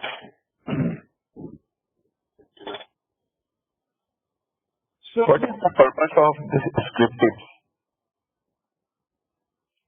It will automate some stuff for you. You could write a script and just run it and then sit back and it will do it for you. So Okay. LVM, we did LVM, right? So we have to follow several steps and okay, so what you could do is you could put that in the script and then it will create for you and then you can run it on more than one machine simultaneously. Okay? Okay, thank you so much. So I'm not a very good expert on scripting myself because in my job role, I'm not doing it. I'm doing it for myself. I'm not doing it to execute on other servers. anything like this. Because what happened now is the scripting has evolved into more of like a developer. So even in the system administrative engineering side, developers are being used to write like heavy scripting, heavy programs to do some of the tasks to manage thousands of servers.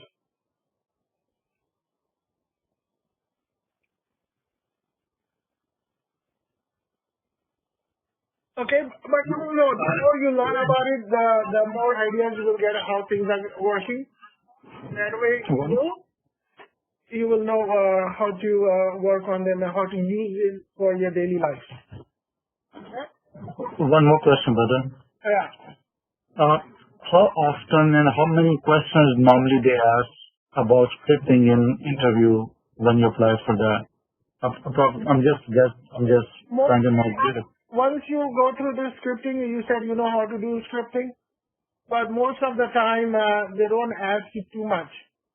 If they put down like you need to know scripting, Python, Chef, Puppet, all those things here, then don't apply for those jobs here. Look for a system engineer or look for system administrator. Okay. They would know. They would know once they get your resume. You're not going to put on anything more than what we learned. And if they're calling you, that means they have some kind of match that will be useful for them. Okay. Makes sense. Thank you. So let's see here. You type ls here, right? And then you type who, and then you type uptime. So what you could do is you could type all this together. ls semicolon who semicolon uptime, and then it will this is called a shell scripting. You're just running it from the shell here. You're just running it out of your head. Okay, and then you could add more. And so what you could do is DFFNH, and then what else you could do is cat, etc, fstab, and if you run it, see all these commands that you are running it in no time here. So what you could do is, so I'll put it here. Okay. So far you see where it's going here, right? Do you see the idea? I have something written here like this, and I came up in the morning, you got a problem with the server here, right? And before you do any troubleshooting, you want your basic knowledge of the system here. You want to do this here. So what else you could do is, if you want to have it clear understanding what you want to see, there is something called echo command, and you hit enter. It comes blank, right? Because after echo, something should follow here. Nothing followed, that means the line is blank. So if I type echo Zafar, it just reads you back Zafar here. So what you can do here is, I'm going to copy this, and then you do echo list, and then you type ls. Okay, let me type this here. Echo list ls. Okay, hold on.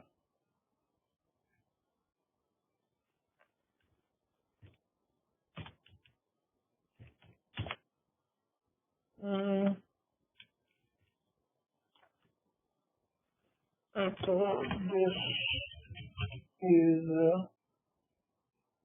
a list.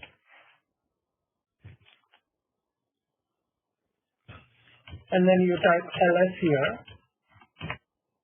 So it will give you the list there here. So what you can do is, if you want a good output, you do this.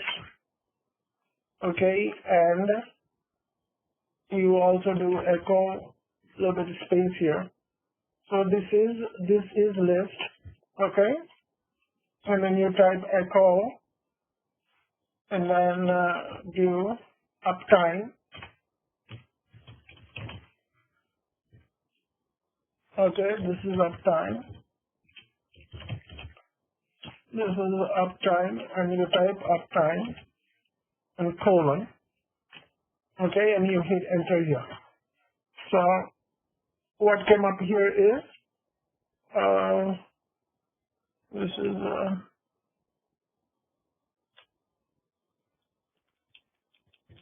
no, yeah, you do this here and you do uptime. Okay, for your this looks much better here, right? This looks much better here as an output.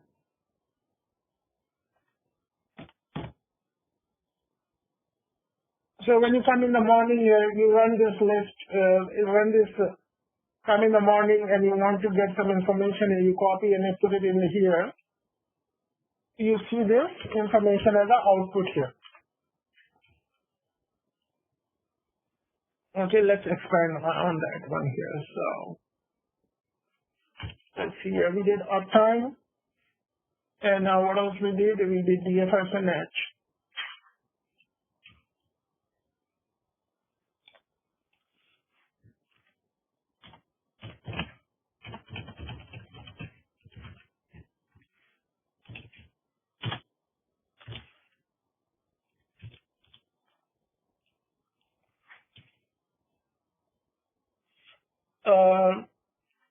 And then you type the command. Okay, and what else we used here? And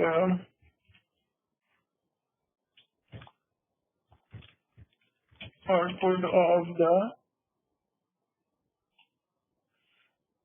FS tab. Okay.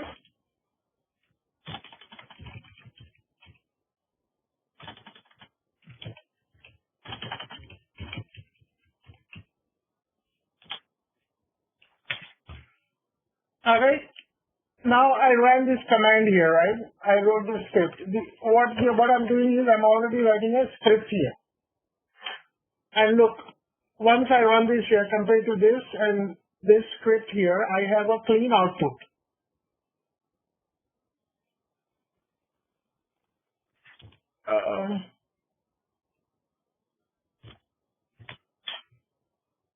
Okay, so I have a clean output here. Would you guys agree?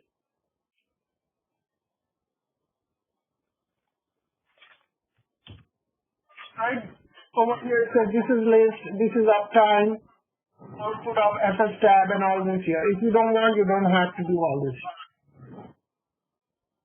Okay, so let's go into, let's put all this into the file here. So let me remove this. Nothing here. So what I'm going to do is I'm going to create a file here.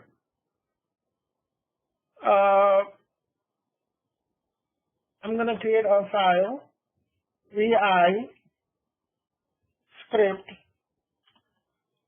vi info. Okay, I'm going to create a file in here. For this file to become a script, what you have to do is you have to make a declaration here. You have to do a pound sign and an exclamation and type bin bash. Okay? What is this going to do? This will tell the system that this is a scripting file.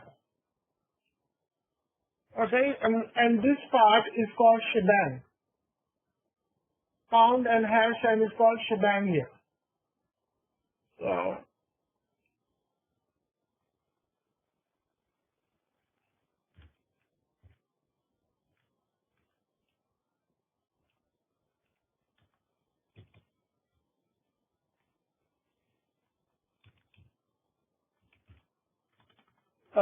declare.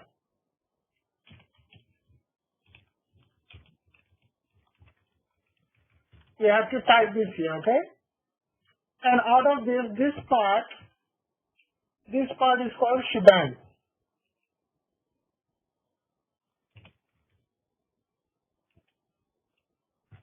Okay, don't ask me why they have this as shebang, but this part is called shebang. Okay? Alright, so I'm going to do this here. And in there, if you have a single hash, if you have start of the line, if you have a pound sign, it's commented out. The script will not read except the one on the top.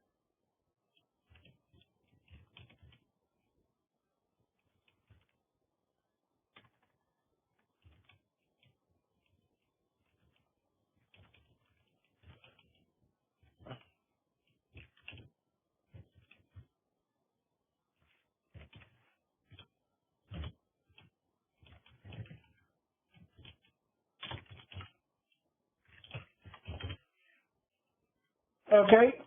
Everybody with me so far?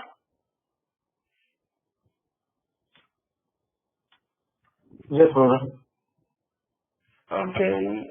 And the standard script is you have to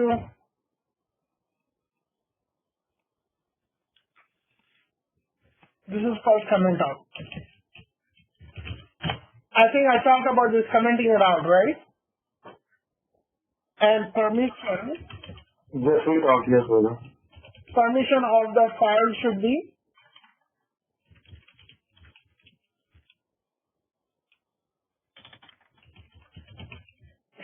a 755.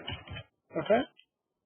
Whatever the file you're gonna give, you have to change the permission chmod 755 and the script name.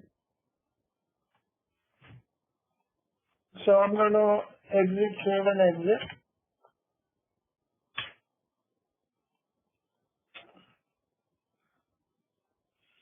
Uh, 755.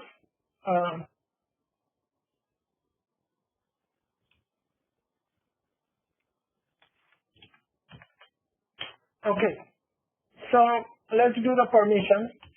ls-l, and the permission is this here. So what we're gonna do is we're gonna change the permission chmod 755 and 4. Okay, so what we're doing is we are giving the execute permissions for the group and the user.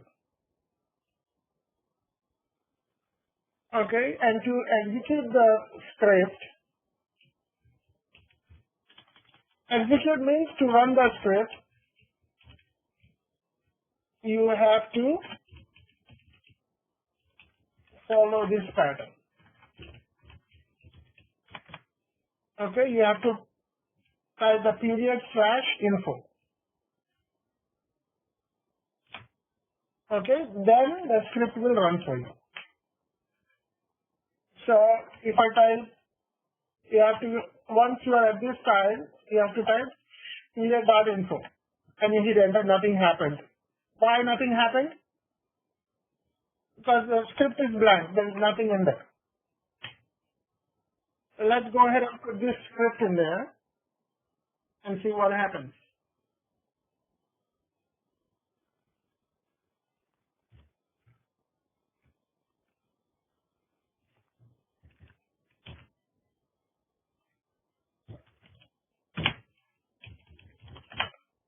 I'm going to type info and the script will run for you. Any questions?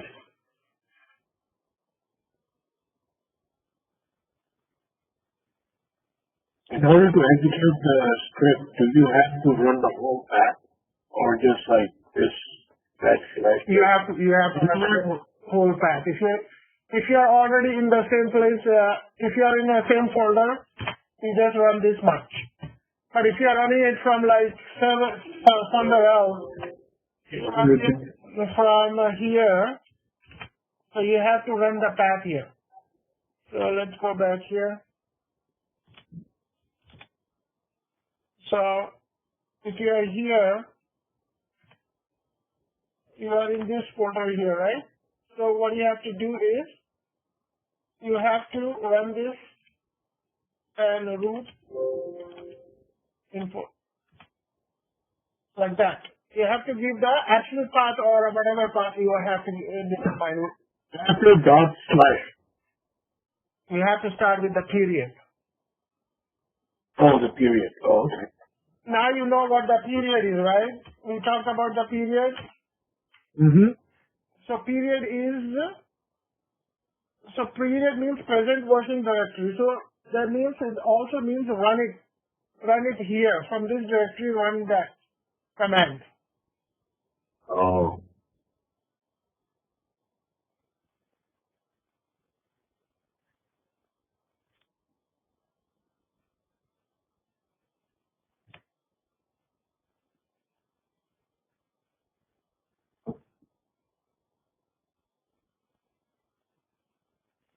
Thank you. I just wanted to confirm that. Wants to know like how do we execute this from where and thank you. Yeah.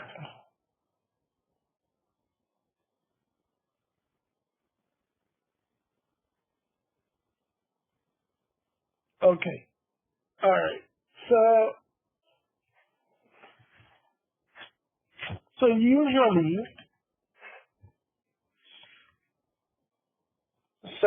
what happens is,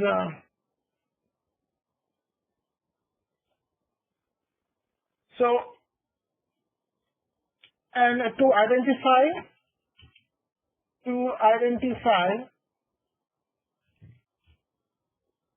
the file is a script file, you give the extension .sh, okay? It is not mandatory, okay? But for your other peers to know what kind of file it is, if you want to tell, you know this is a scripting file here, right? If you do ls, ls has an L, it doesn't tell you anything here. But as a general rule of thumb, you have to give the file name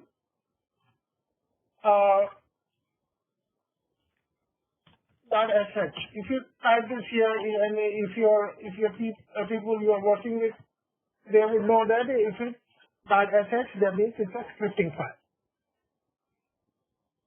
But for the system, if system doesn't care if you give the extension .sh or not. But I've seen if you have a .sh, that means usually somebody have wrote the script and they're just giving you as an information that this is a scripting file.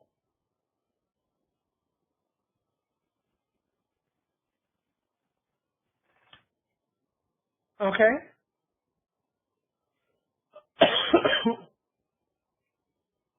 So then what you can do is, what I normally do is I create a template file here, cp info.temp.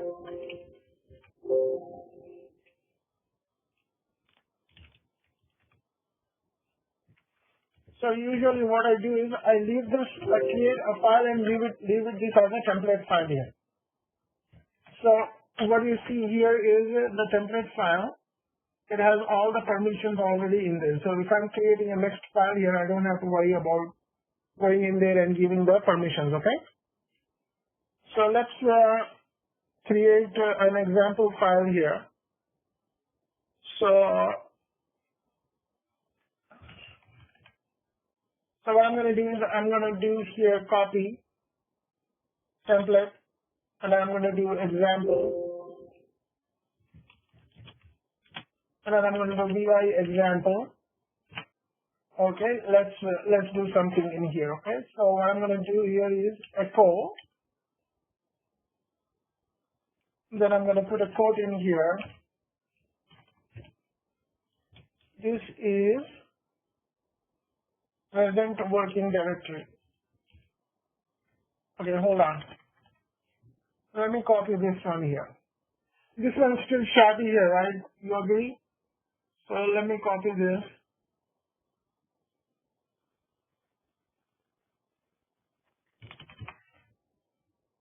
So I'm gonna this is list. Okay, and then I'm gonna put this on a second line. If I'm putting this in an echo, if I'm putting this in a line here, I don't have to do echo and all that here. So I'll do ls. The script will run. The command will run.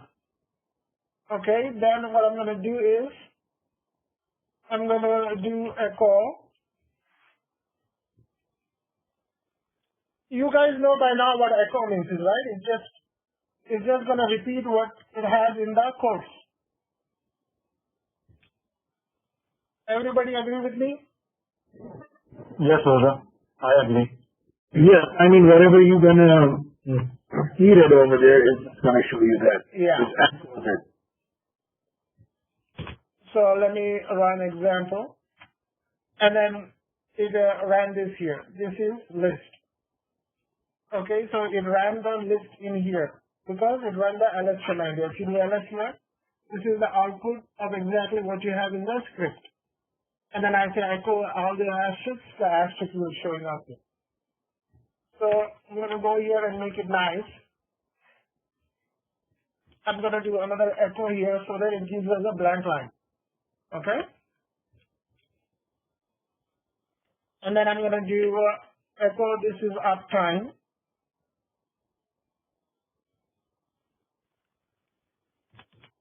So I'm going to type uptime. Here you don't need any quotes, anything like that, okay? And if you give this like this here, it doesn't matter. So you're going to ignore the spaces and the pound sign. Okay, remember I put this pound sign here and I demonstrated that it's not going to run this command. See, it didn't run the last one. Let's expand that on this. So we have this here, uptime is done. Okay, then I'm going to do this is list of disks.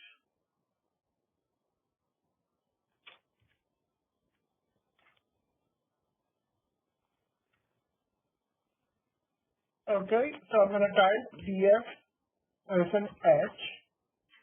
Okay.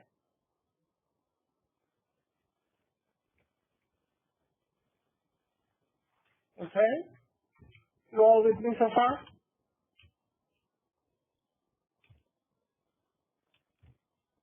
Yes, brother, I am.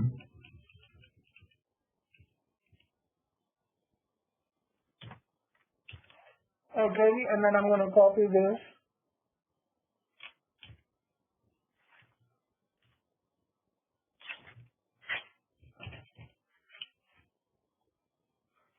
Double quote or single quote, it doesn't matter, it should work.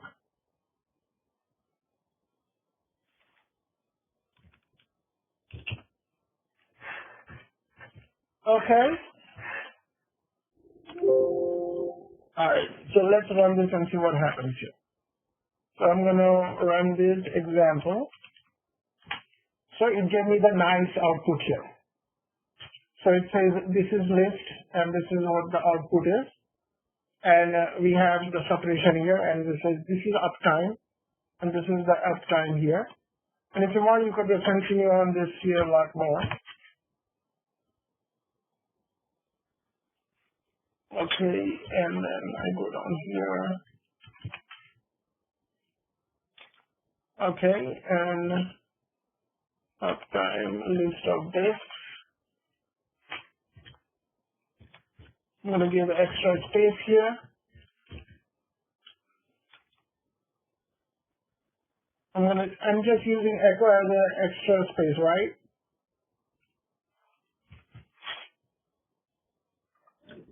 Yes, brother.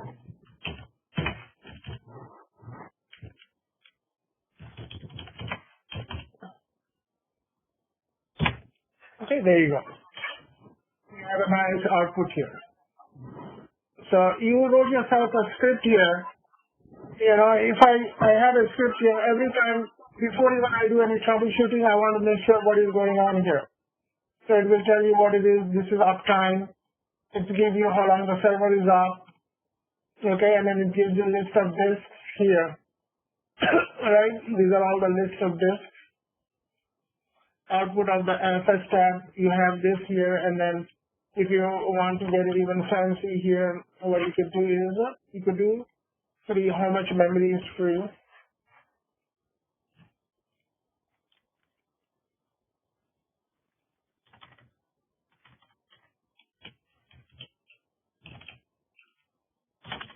Or you could type like memory information.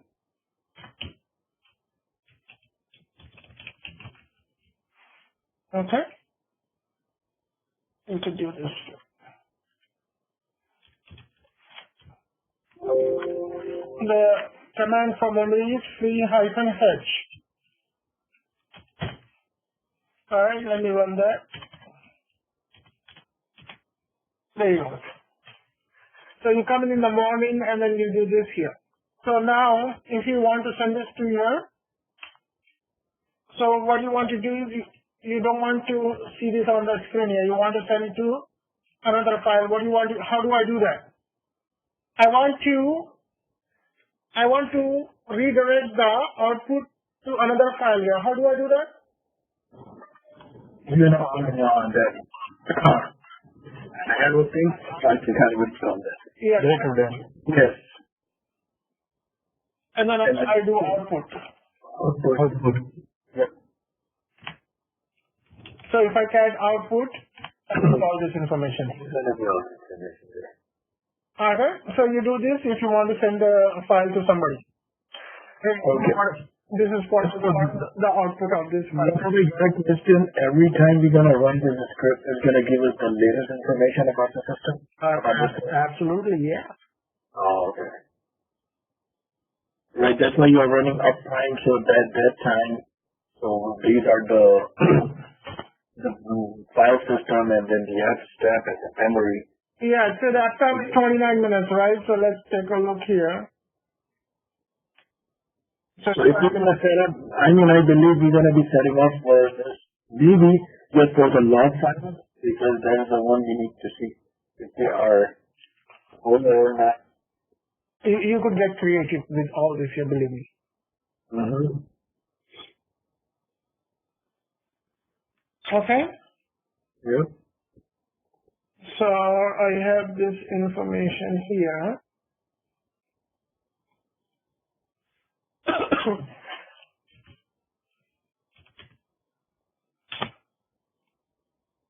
So let's create an example.